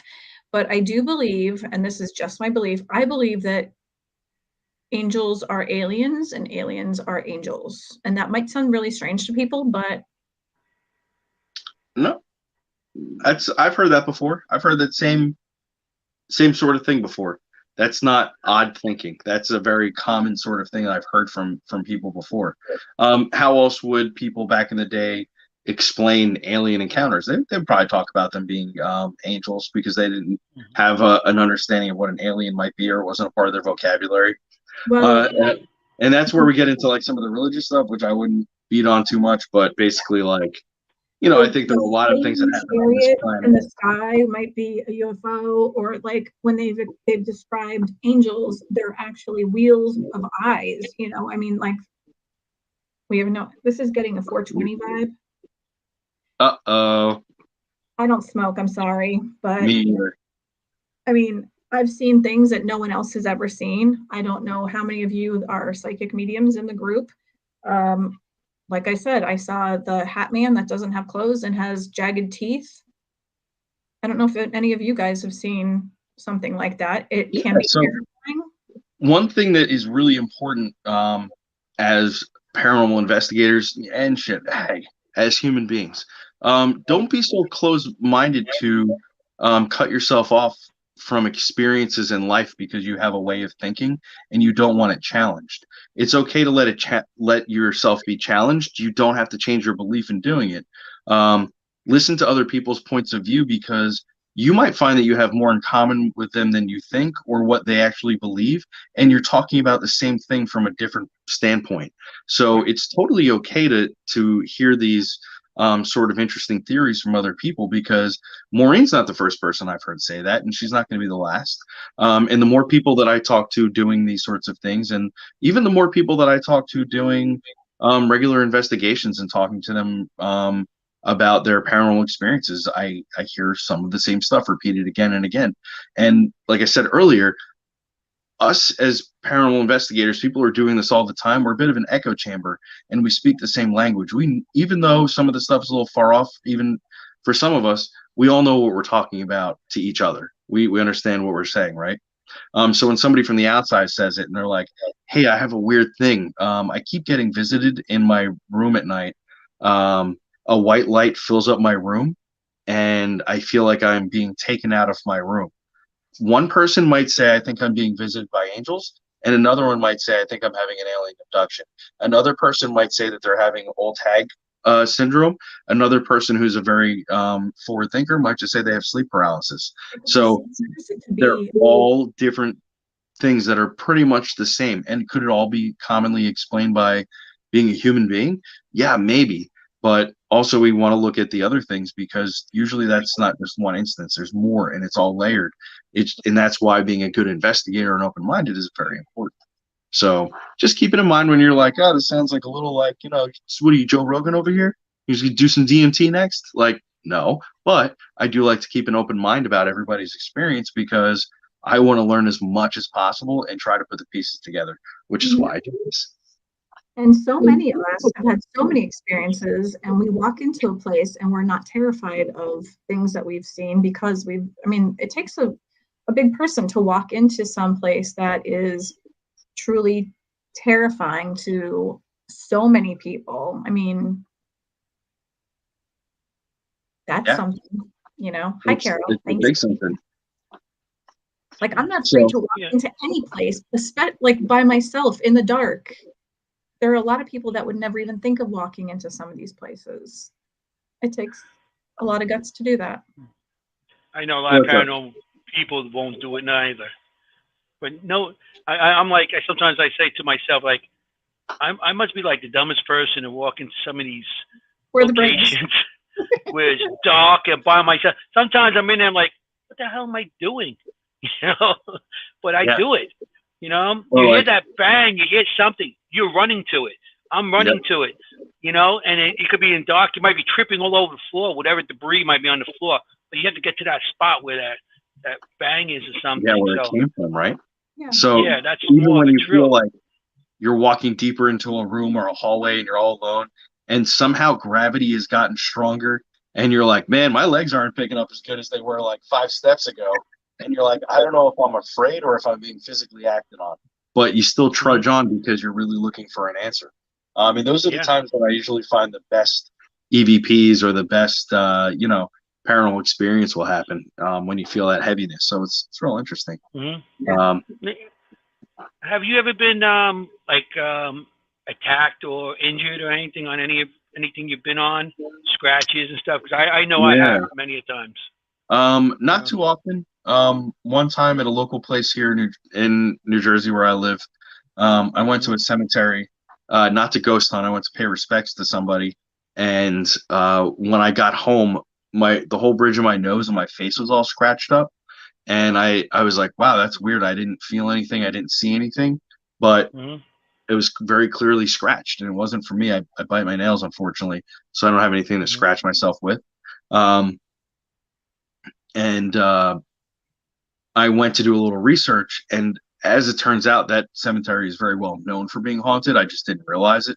And they have all kinds of weird activity that happens in there. So that was one time I was attacked, and another time something followed me home from a very haunted movie theater that's close by, and it tried to strangle me while I was sleeping, which was a load of fun.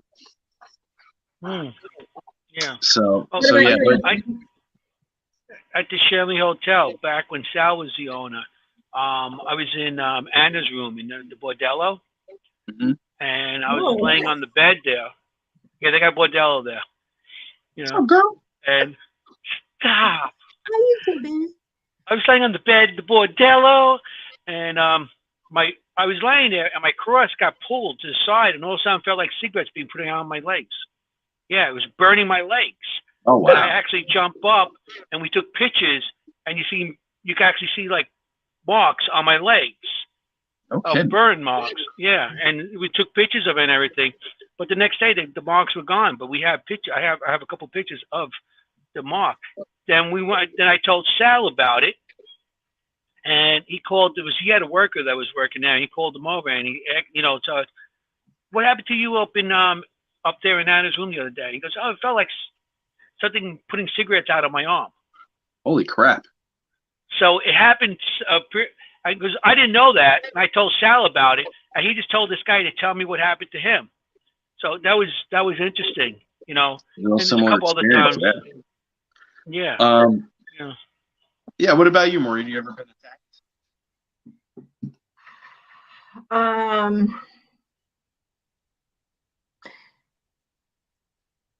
Not really attacked. This was in the jail in Jim Thorpe. Okay.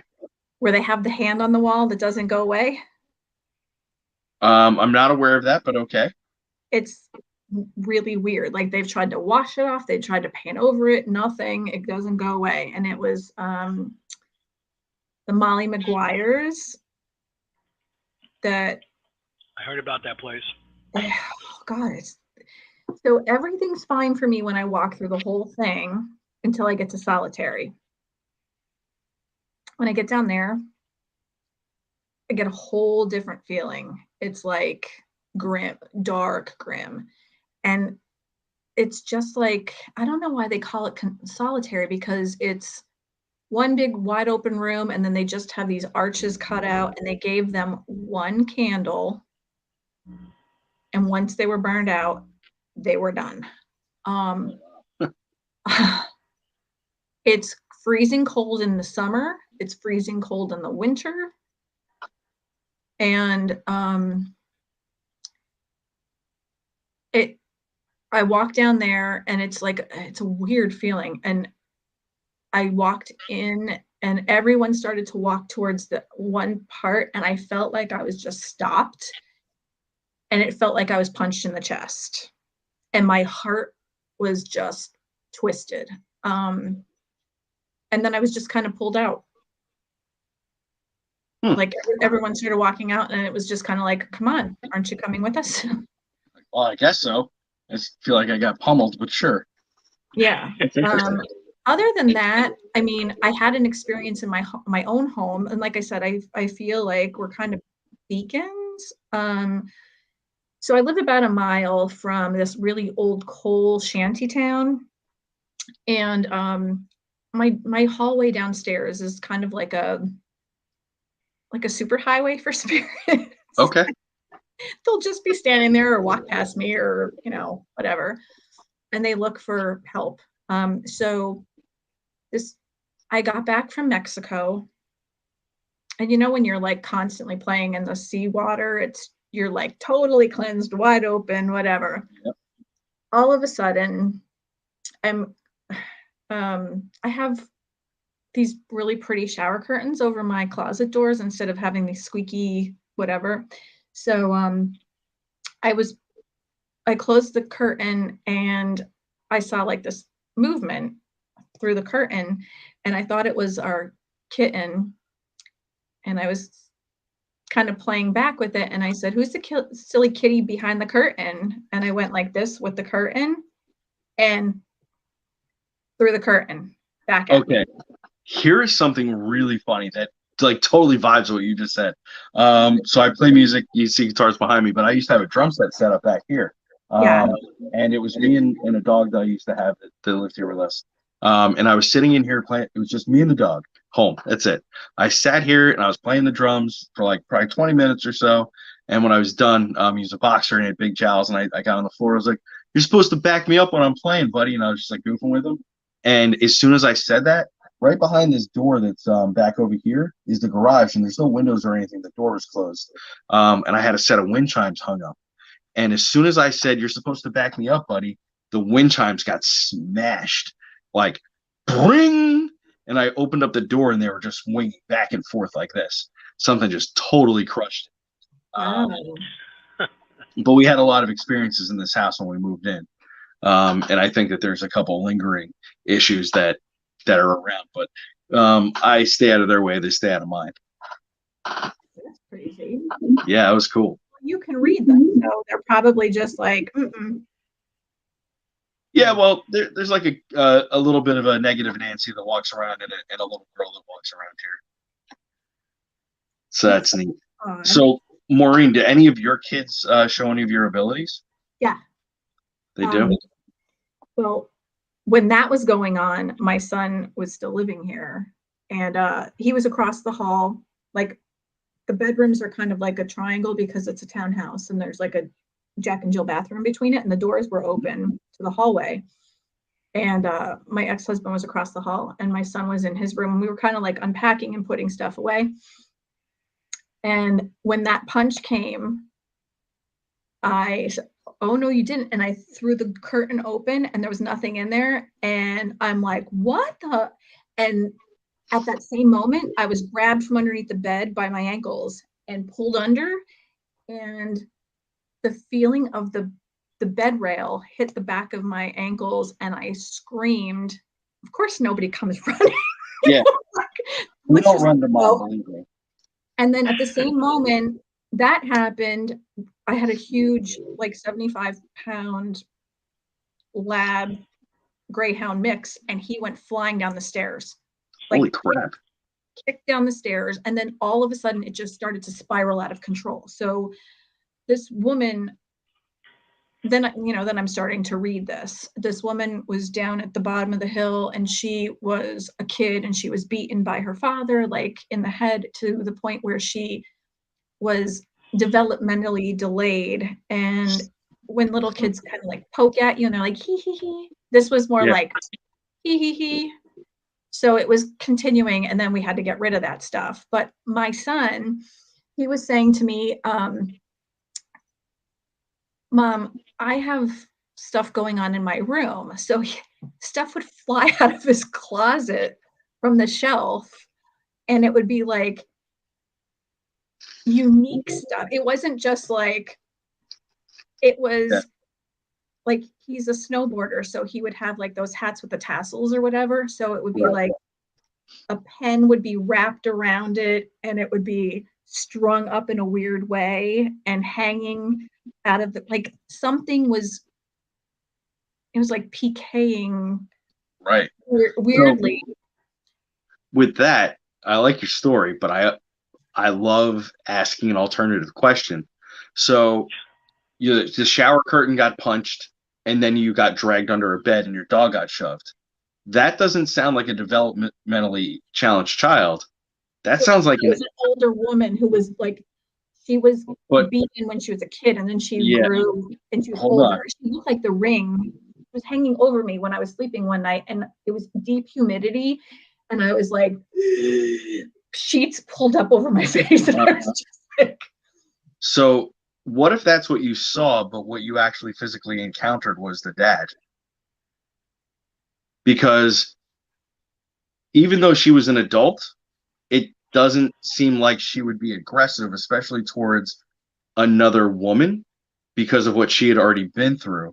However, if there was a male spirit that was also around and possibly in the same space, those seem like the kinds of things that a mean-spirited spirit would do. Hey, who's that cute kitty back there? Who are you calling a cute kitty? Whack, and let you know that they're there. And then another time, the daughter's like reaching out to talk to you and say like, hey, I'm here, hi. And she doesn't realize she's like all up in your grill, which spirit doesn't have, they don't have that sense of space that we do.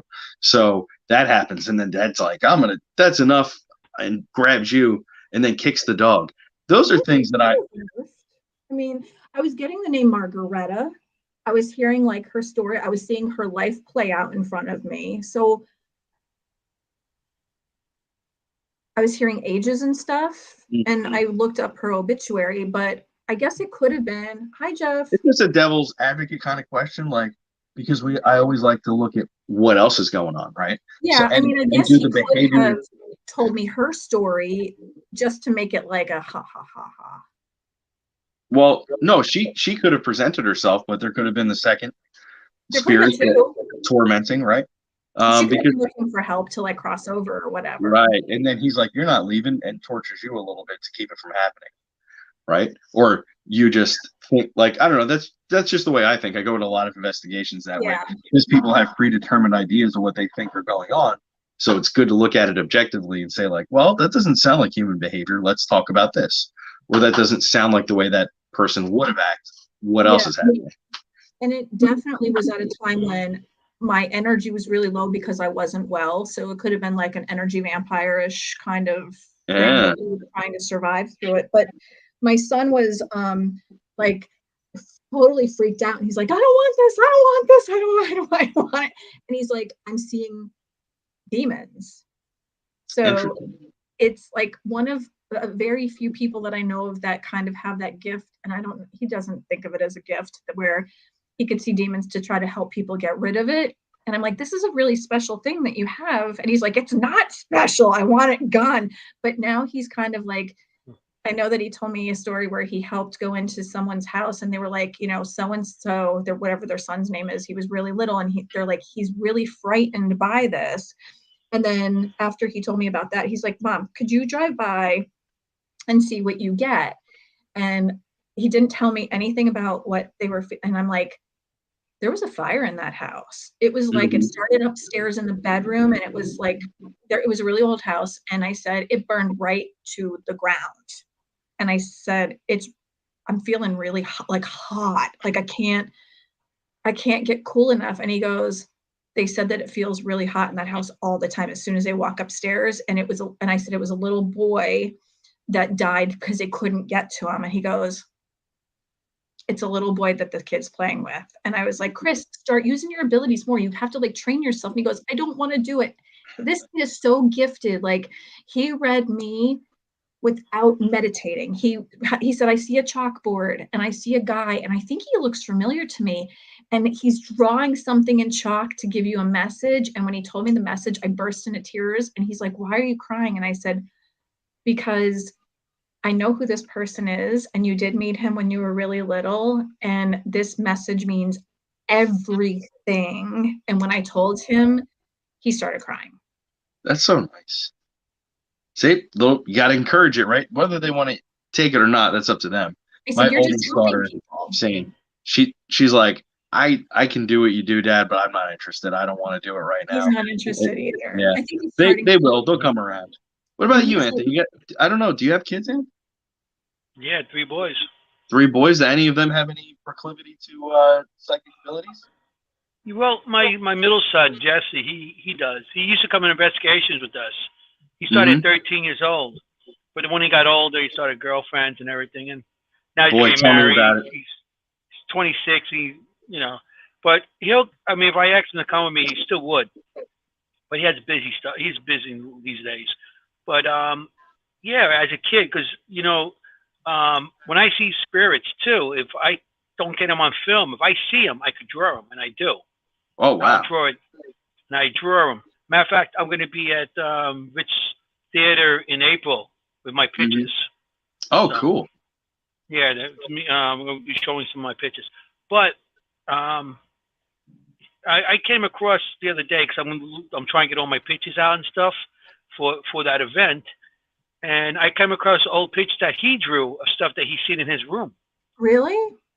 Yeah, and stuff. It's like, wow. And I'm in that room now where they used to, when they lived home, they stay. So I'm in that room, and I'm sitting here. I was like, wow, that's this closet. That's that door. It's like he's seen him in this room, and it's very interesting now that he drew them, and some of the stuff he drew, I drew almost similar type of pictures that I've seen, because when you go investigating, as long as I have, those things do follow you home eventually. It doesn't matter how safe you are, things will follow you, and I grew up in a haunted house too, so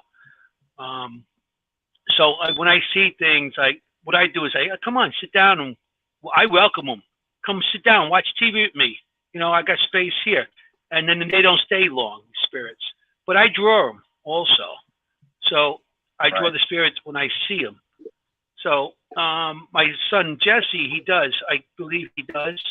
At the age of 3 years old, he was seeing a woman dressed like a nurse in his room.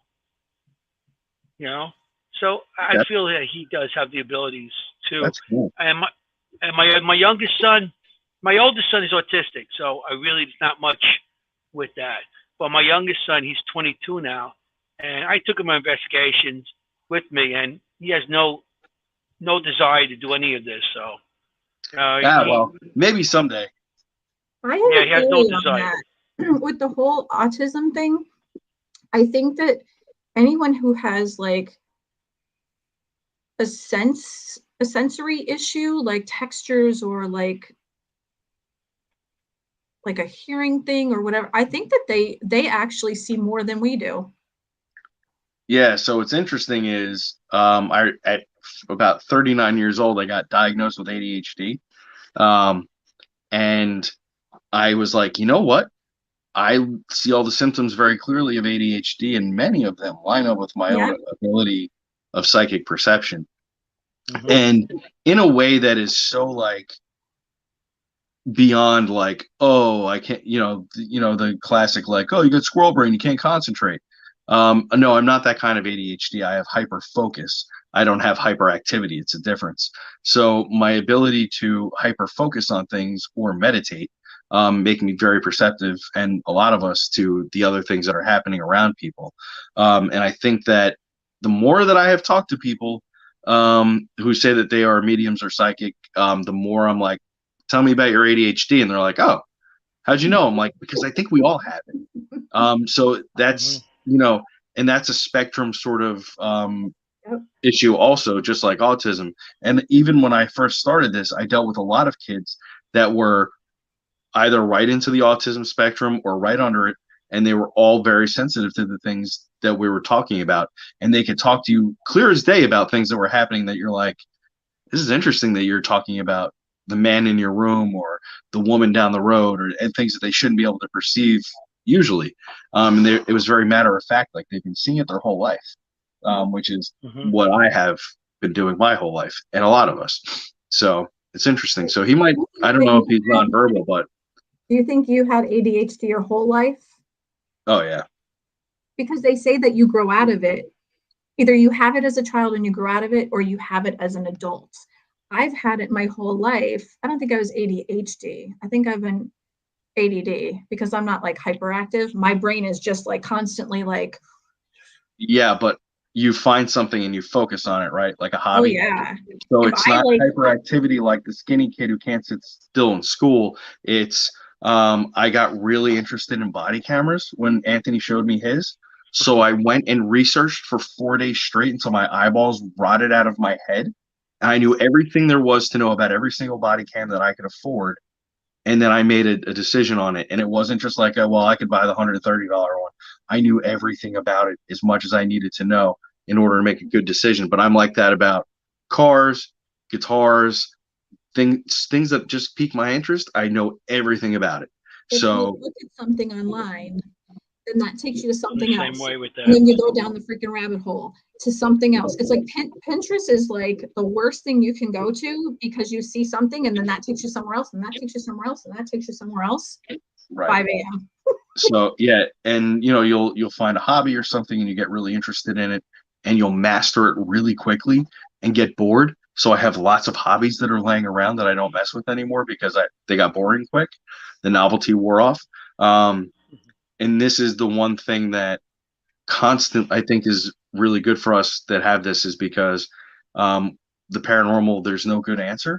So it keeps us continuously interested and continuously involved and immersed so that we will continue to look for the answer. So it's an interesting hobby to have while we're trying to help other folks that are having issues. See, I've been experiencing stuff since I was a kid. But I was born with 2 different color eyes. Makes sense. Yeah, I have a green, and my blue eye finally went. As I got older, I got glaucoma, and it's not there no more. I can't see out of the left eye. But my 2 eyes, I have green and a blue eye, and all my life. But in between, I mean, when I was born, I almost died at birth and stuff like that, and I think these things going, all added to what made me actually start seeing. Because and plus, like you said, if you get into a hobby, you get into it and then you get bored of it. And I have so many things I started with that also, but I'm not sure if I have any ADD or ADHD. I think everybody has a little bit of it. We have varying extremes though. I'm dyslexic and stuff like that. So when I was going through school, another sign of ADHD, by the way. It is? Uh-huh. Okay. When I was going through, I went to school back in the, I went to a Catholic school from the beginning and starting in the 60s to the end of the 70s. I was going to Catholic school. Yeah. And then I started a public high. But back then, it was nothing I had or whatever. They just put you in the stupid group. They just look at you like, this kid is stupid. Right. Even though that there was so many other things that I could do and everything, they just put you in a stupid group. Oh, you can't read. But I was good in math, history, everything else I was good in. But that math, I just couldn't. I mean, reading, I wasn't that great and everything in. So, that's how I started. Very common. Very common. definitely. But I think with the two different color eyes, I think it had something to do with me being a little more open to things too. You know? Yeah, for sure. Like there's very interesting physical things that people are born with. Something that I heard not too long ago, within the last couple of years. One of my friends who I'm just saying claims, to be psychic, said that he was born with like a skin mask over his I had one, a veil. A veil? You were born with one also? Yeah. Interesting. I've It's never heard. A very thin piece of kind of like I don't even know what to explain, like a double placenta kind of thing. Yeah. Yeah, and that's what he said. He was born with that, and his grandmother swore up and down that was like the sign of a natural born psychic. So I don't know if I ever had that. I'm adopted, so nobody to ask. But like it's very interesting to me that that's a thing. Like, so physical abnormalities or mental things that we all kind of have in common are very interesting to me, because I always like to know like what's making us tick. And I wonder how many people actually can do what we do, but don't realize that they're doing it or don't understand that they can do it. I thought this was normal. Right. That's how I grew up, thinking it was normal. Scott, when did you start realizing that you're coming into your abilities, you know, and and when did it get stronger? So when I was about 31 or 32, is really when I was like, oh, I can do this. My whole life I had seen like spirits and ghosts and those sorts of things, and I had a very high volume of paranormal experiences versus people that I knew. But there was no real word for what I was experiencing other than Scott sees ghosts, or he talks about the paranormal crap that happens around. It wasn't until I was settled into my career, after the military and into my new career, that I came home after a shift one day, and I was taking a shower and just kind of unwinding after a long day. And I had this kind of like voice pop into my head that wasn't my own. And I started seeing things where my imagination happened. And I was like, what is this? And I felt like I was kind of losing my mind because they weren't my thoughts. And I was like, this is weird. But the voice in my head was very calming. And it was like, hey, my name is Pop. You don't know me, but you know my daughter. And can you tell her some stuff for me? And my inquisitive nature got me, because I was like, this is weird, but I'm all right. I'm listening. And he was like, listen, I'm going to show you some stuff, and then I'm going to talk to you about some stuff. And then I want you to get your mom's friend, Vicky, and tell her that I'm okay. And I was like, okay. So I wrote down some information that he gave me, including to, and this is my favorite part that really set me. If this part didn't happen, I would not have gotten involved in any of this. At the end of him talking to me while I'm standing stark naked in the shower, he shows me a photograph in my imagination area, third eye, whatever you want to call it. And it's a photograph of a woman in pink, in a pink dress. She has brown hair that's curled up and underneath her ears. She's wearing pearls, and I can smell cupcakes or something baking. And then next to her is a man in a tuxedo. And I was like, okay, I remember this. I wrote down what the photo looked like, because I'm not an artist, so I just wrote down the description. And I called my mom, and I was like, hey, I think that Vicky's dad wants to talk to her.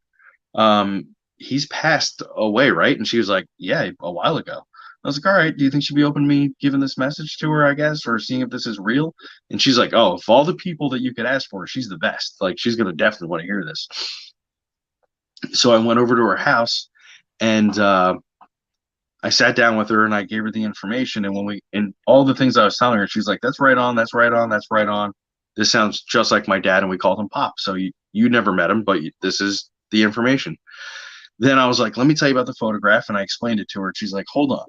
She's like, I should have done this from the beginning, but my mom lives underneath me in the apartment under me. I'm going to call her up here. So she calls her mom, and I tell mom about the photograph. And mom's like, hold on, I'll be right back. She leaves the apartment, and she comes back up with this big, old, dusty wedding photo album. And she pops it down in front of me, dusts it off, and she thumbs through a couple pictures and opens it up. And she shows me the photograph. And it's the woman in pink with the pearls and the brown hair, and the man in the tuxedo next to her. Aww. Oh, and I had the name was Anna. That was the woman's name. So that was Pop's mom. Her name is Anna, and the photograph was him and her standing together on his wedding day, and it was in this old wedding album. So when people ask me how I decided that I was going to do this, it's because I didn't set out to do this. I didn't say I could do this. I was given a message. I trusted it for no reason other than the fact that I was inquisitive about it. And then there was photo proof of a photograph that was taken 30 years before I was born of something I had zero knowledge of. And then to top it off, Pop comes and says to me, also tell my wife that there's a toy cannon stuck behind our television in the wall downstairs. And his wife, even after I just talked to her about the photograph, says, that's impossible. We don't have any toy cannons. And I was like, okay. And about 2 weeks later, she decided to vacuum her whole apartment, and she pulls the TV out from behind the wall and pulls out a metal toy cannon that was on a shelf that fell behind there. And she's like, I don't even remember having this. So where it came from, I don't know. But you were 100% right. It was wedged between the TV and the wall behind the thing. So that gave me even more confidence that spirit knows things that even we may not have information for. And even if somebody can't validate it in that moment, that they're going to be able to validate it later. So that set me up on a journey to just keep trying. And I kept trying to debunk it, actually. I kept sitting down with strangers and being like, okay, I'm going to close my eyes and I'm going to see what I get. And then people kept being like, wow, I sit with mediums or psychics and they've never been accurate like this before. It's crazy. So I just kept doing it. And then eventually I was like, you know what? I guess this is just what I do. I can do this. And then I built all the skills to where I am now. So that's how it happened. It's a real weird kind of story, but it's the truth, and it's the way it went down. That's great. I know you've been overseas. You know, we're in the military. Did you experience? I know overseas, a lot of the military, when they come back, they talk about certain things they've seen spiritually that's happening. Have you seen anything overseas that you questioned, or you're like, that's interesting? You know, I'm talking about spiritual or spirits or something like that. Only one thing happened. I mean, it wasn't that big of a deal. I was on base in Iraq in Al Taqaddum, and I was on base, so a very safe space, and I was walking from one building to another, but it was this huge, wide open area. I was the only one walking from one building to another, and in my ear, loud as day, somebody called me by my first name. Right in my ear, they're like, Scott. And I was like, what the hell was that? And I'm looking, and it's broad daylight, and there's nobody there. And what makes it doubly weird is, in the military, even if you know somebody's first name, rarely do you call them by their first name. They would have said Davis to me, right? That they would have been like, hey, Davis, or something like that. But somebody yelled my first name right in my ear. And it was another one of those moments where I was in my own head. I was kicking rocks, walking across the hot desert, wishing that I didn't miss the bus to the chow hall, basically. And that's what it was. So that was the only time that I had an experience, but I have a very good friend who I work with now, who was in the same base as I was a year prior to me. And he told me a story that gave me chills. Again, this is secondhand, but it's so good. As you know, there were, at the time when we were over in Iraq, there were a lot of roadside explosions, a lot of roadside bombs that were killing soldiers and Marines. And my friend was telling me that they were driving down the road, and he was in the passenger seat, and his driver was driving, and the driver decided that he's going to stop in the middle of the road out of nowhere. And he says to his driver, bro, why did we stop? And he goes, you don't see the other Marine in the road pointing at the ground? And he's like, what are you talking about? So they have to stop 5 trucks full of Marines. And they're like, okay, what do we do? So they get out. And as they get closer to where the Marine is standing and pointing, he kind of dissipates into the sun. He's just gone. And they walk up and they find a wire across the road. And there was a huge IED on the side of the road that would have, in his opinion, would have absolutely killed him if they drove through.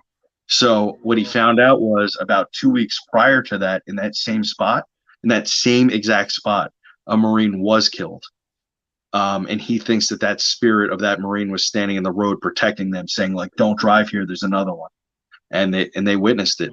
So that's one of those stories that it just gives me chills. So it's chilling. It is.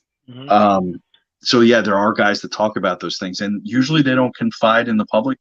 We'll talk to each other about it. Of course, I'm not giving any details of who they are away, but I like telling those stories because those are more very rational thinking humans. They're not ghost hunting. They're not looking for exposure. They're just human beings that had a crazy experience, and that's something that saved their lives. So very interesting. Awesome. Yeah, once Maureen, always Maureen, huh? Yes, somebody has a question for you, and I think they might know you. They go by Jersey Cowboy. They said, I have a question for Scott. When meditating and opening your third eye, how or would you know you're really feeling spirits versus what you want to see and psyching yourself into seeing certain things? All right, so that is a super common question that people ask all the time. And it really comes down to one, meditation. You should be doing it often and trusting what you're picking up. So I'm what you call an evidentiary medium, which is just like basically what that man Pop taught me to do was trust when you see something, describe it as best you can, and be truthful about what you're seeing, and don't try to bend what you're looking at to fit what you want it to. So there are times when I close my eyes and I see something. For instance, I did a reading last night, where a young man came through and he was showing me bumblebees, and he's like laughing, bumblebee, bumblebee. And I'm like, his mom was like, I don't get why bumblebees are so funny. And I'm like, I don't know, but I'm telling you that he's laughing about it and it's funny to him. And we move on from that part. And about 30 seconds later, she starts crying and then laughing hysterically. And I'm like, what? And she goes, his dad is absolutely terrified of bumblebees, and it's a running joke. So when you are seeing things, it's important that you know who you're seeing them for, and then talk to them in a fashion that lets them know that, one, you're coming from a very like neutral space, that you are not trying to force anything you're seeing into being the truth. You're just saying, this is what I see. If you understand it, please let me know. If not, that's okay. I'm probably just missing the point of what they're telling me, but it's going to mean something. And that's why I say about most of us is that if the information doesn't come directly, the person you're reading for will understand it at some point, and not in a roundabout way. They're going to understand it in a very specific kind of way. So don't psych yourself out. Just practice. Find people that you trust that aren't going to judge you, make fun of you, or laugh at you, or any of those sorts of things, because you don't want your ego smashed when you're doing this. It's very important. So if you find a safe place where you can be like, hey, maybe your best friend or like a sister or brother or something, and be like, maybe not somebody you know so well, but somebody that you trust, and say like, hey, I'm going to try to connect with somebody who passed away. Don't tell me anything about them. I'm just going to see who's around you and let me know what you think about them. And, describe what you see, feel, hear, or what you just kind of innately understand, and write it all down, and then say, what do you think about this stuff? And I guarantee you, most of you will get 50% right. And that 50% should be enough for you to start building your confidence to become 70% right, and then 90% right. And nobody's ever going to be 100% right. Sometimes it happens, but it's super rare that you just know all the right words and all the right things. But that will build your confidence into knowing that you're not just imagining these things, but they're truly people talking to you from the other side and giving you information. I had a really funny reading that I did once. I had this great family who called me and they said, would you like to do a reading for our whole family on Thanksgiving? And I was like, oh my God, Thanksgiving. Yeah, I'm going to be full. I don't know. That's a lot, So I get to this house and it's enormous, and there's all these screaming children, and there's people running around, and they're like drinking wine, and they're getting really rowdy. And I was like, okay, who's first? So I do all these readings, and it's starting to get towards the end, and I'm like really exhausted, and it's getting late.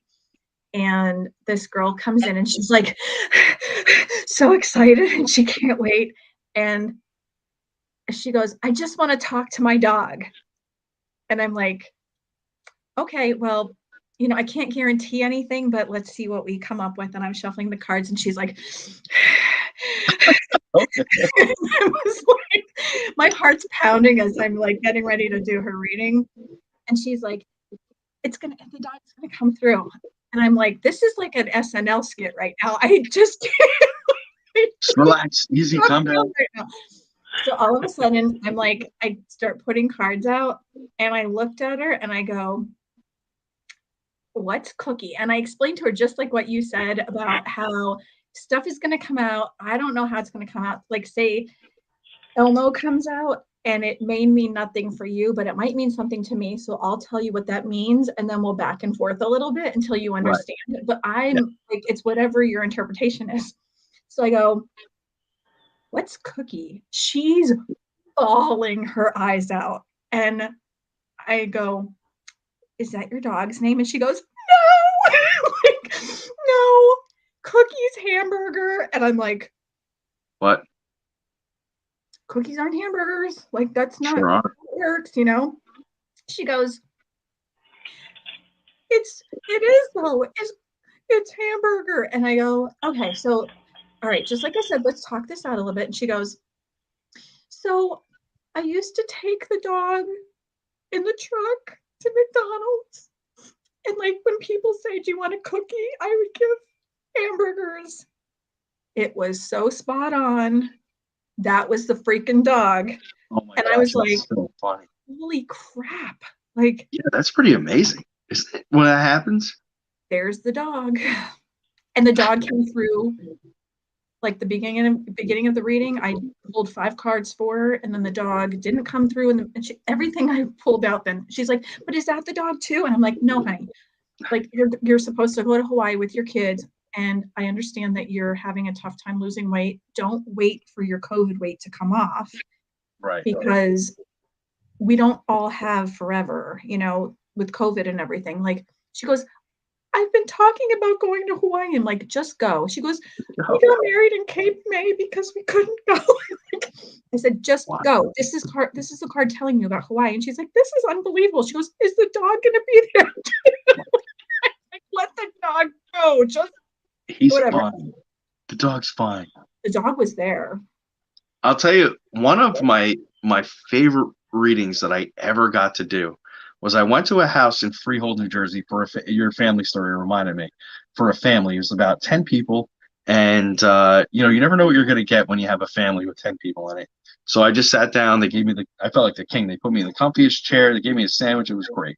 And they were like, okay, do it. And I was like, okay, here we go. And there was a bunch of really nice readings, but the one that stuck out was this man came forward. And as I had my eyes closed and I'm looking to see what he's going to show me, he sets out this beautiful house in front of me. And then he puts a black and white tile floor down with dual staircases that go upstairs. And he walks me through the vestibule of the house over the black and white staircase. There's a fish tank. And then if I made a left, I would go into the kitchen. And he's like talking to me about this. And then he tells me a little bit about what he did. He owned like a trucking company.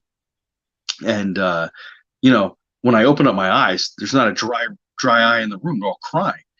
And they were like, the one lady's like, you just described the interior of my house to a T. And that's my husband that you're talking about. So this is where it gets really funny. About a year and a half after that, the family calls me again and they're like, hey, you want to come do a reading for us again? I was like, yeah, sure. It's been a year and a half. Maybe your people on the other side have some more to tell you. But they gave me a different address. And I pulled up to this house and I'm like, this looks vaguely familiar. I wonder if I've been here before. The guy who called me opens up the front door of the house and I'm looking down and it's the black and white tiled floors. And he goes, does this look familiar? And I was like, his bedroom's up there to the right on those stairs. And as if I go straight through here, the fish tank and the kitchen and then the living room. And he's like, dude, we've been talking about this all day. This is the craziest thing anybody could have ever said to us. And I was like, yeah. So I was in that man's house. They brought me there so I could see what I was seeing psychically. It was insane. Like level 10. Ron, who owns ERRT Radio, he said to me the one day we were talking in chat, he goes, can you tell me what my house looks like?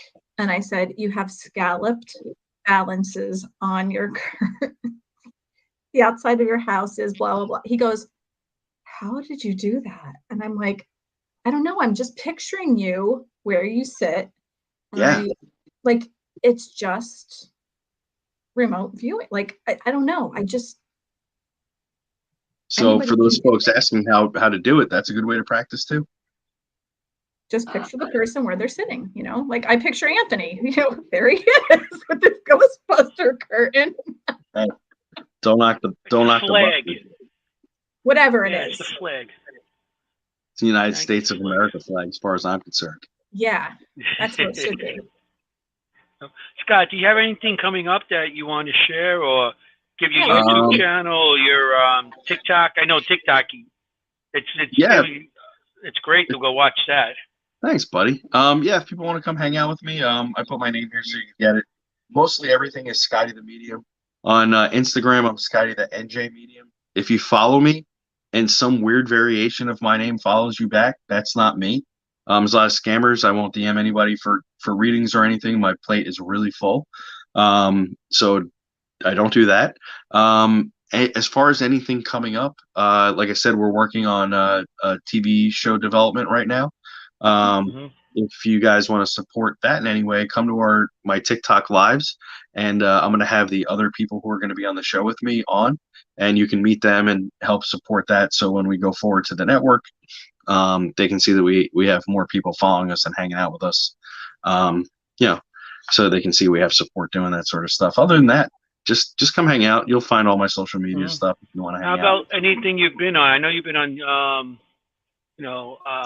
Travel Channel stuff. What shows you've been on that they could catch you on? If they want to come check me out, everything is on Discovery Plus, I think. Paranormal 911 is season 1, episode 10. It's called Dark Passenger. That's where I encountered a shadow figure while on duty as a police officer. The second show that I got to be on was A Haunting with Mary Jo. That was season 11, episode 8. It's called Devil's Doll. And then the most recent thing that I got to be on was Eli Roth Presents My Possessed Pet. It's not my favorite one, but it was fun to do. That's season 1, episode 1.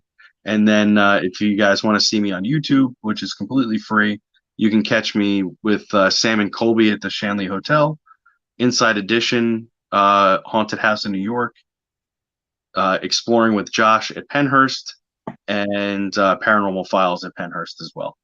And then I have my own YouTube stuff. But if you want to watch me with some professionals, those are the places to see me.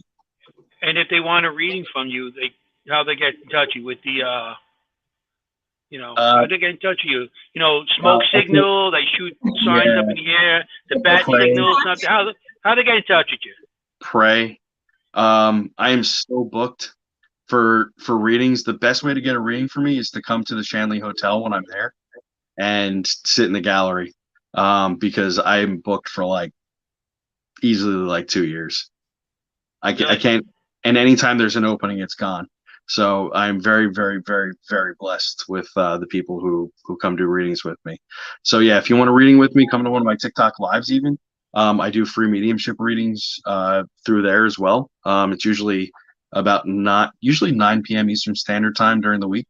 I'll do about an hour or so of just free mediumship readings for everybody, which is a lot of fun. A lot of people think that's interesting and fun to do. And then the other way is Shanley Hotel on St. Patrick's Day. I'll be there for a reading and ghost hunting. And then May 27th, I believe, is the other day I'll be there that we booked already. And then again in August, I know I'll be there for an event as well. Are you going to be at Gettysburg this year? Yes, I'll be at the Gettysburg Bash. We'll see you there then.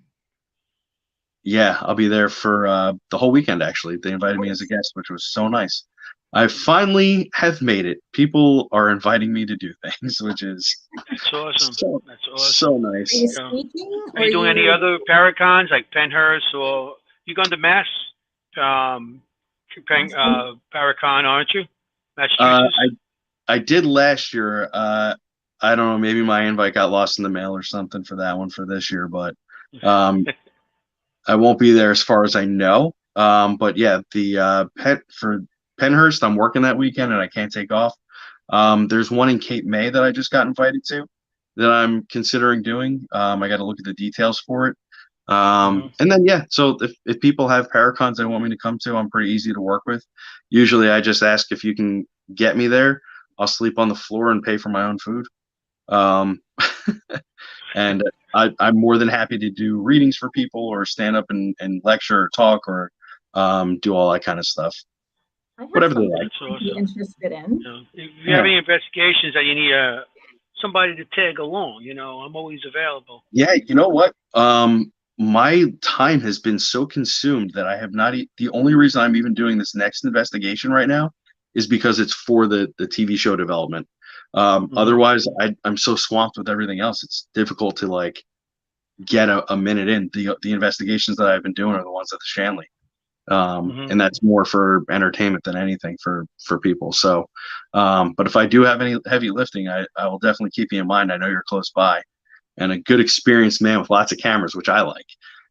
Yeah, I got my cameras ready. Now I got cameras on my back too now. I know. I'm gonna have to watch what I say around you. Everybody watch out for this guy.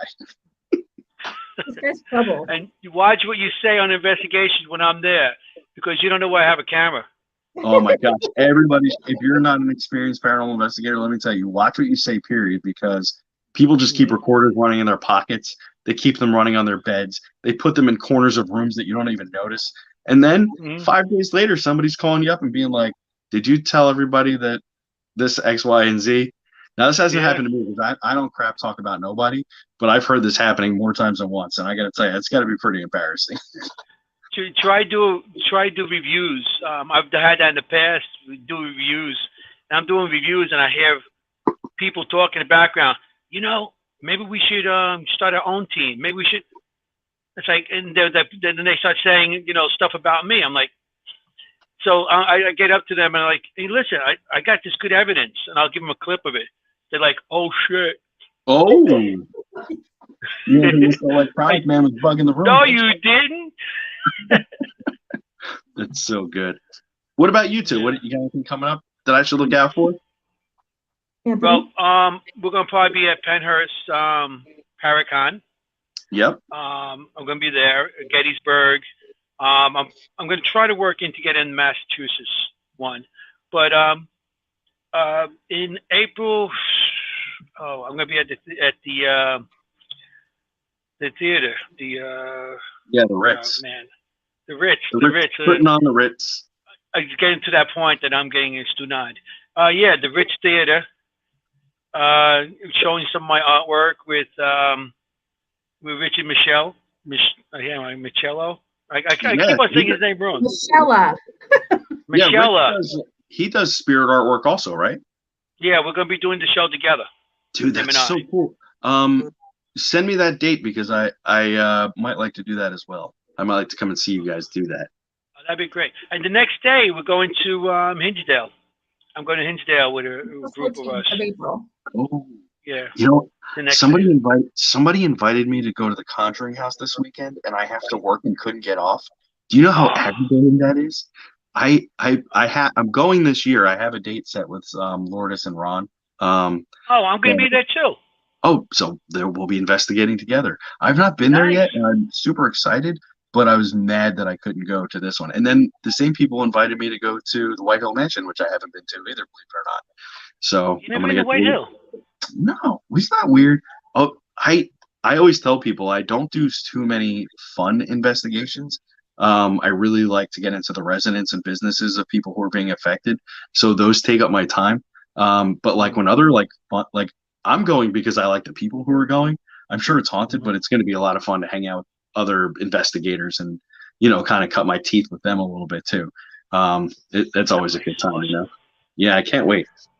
That place was built like 50 years before the United States was settled. Yeah, I heard that. So it should have some good activity. 50 years before the United States, that place is there. So that's an awesome place to be. I'll be what do you call it? So we're going to be doing investigation this year together. Yes. That's cool. Very cool. I can't wait to get to that joint. Nice. That's awesome. The Conjuring House is great. Yeah. You guys stay all night. it's the morning. Everybody, when last time we had a group, everybody left at like 2:00, and it was just me, Ron, Lourdes, and Giuseppe, and we stayed till like the sun came up and everything. We had more activity in the morning with just the 4 of us there than with the group. It was. I'm not going anywhere. I'm gonna stay until they're like, "Hey, guy, you gotta go." Yeah, it's awesome location, really is. So can't wait. That's great. We're gonna be together for that. Awesome. You know, so I just want to thank you for being on the show, man. This is great. Thank you. This was a lot of fun. Well, we should thank you. Not Why? because it seems like you invited us because you did more of the questions than we did. You did all the interviews. And we're hanging out like, now I got to think. Yeah, sorry I put you to work. Podcasting is a two-way street, you know. You never and it's part of what I do for a living, right? I keep people on their toes. I ask them good questions. So when I have other experienced investigators or mediums and sensitive people, I want to know your experience just as much as you might like to know mine. I feel like I put mine out all the time. Like I'm on every single day talking about this stuff. So when I get other people to talk to, I'm in. I want to know. And it makes it a lot of fun for me to do that. So thanks for letting me hijack your show for a little bit. I appreciate it. Oh, we didn't mind. We enjoyed it. We wanted you to have fun. That's the whole thing. The guest has to have fun. I'm glad you did. There's a bunch of people. I will. Please let me know when.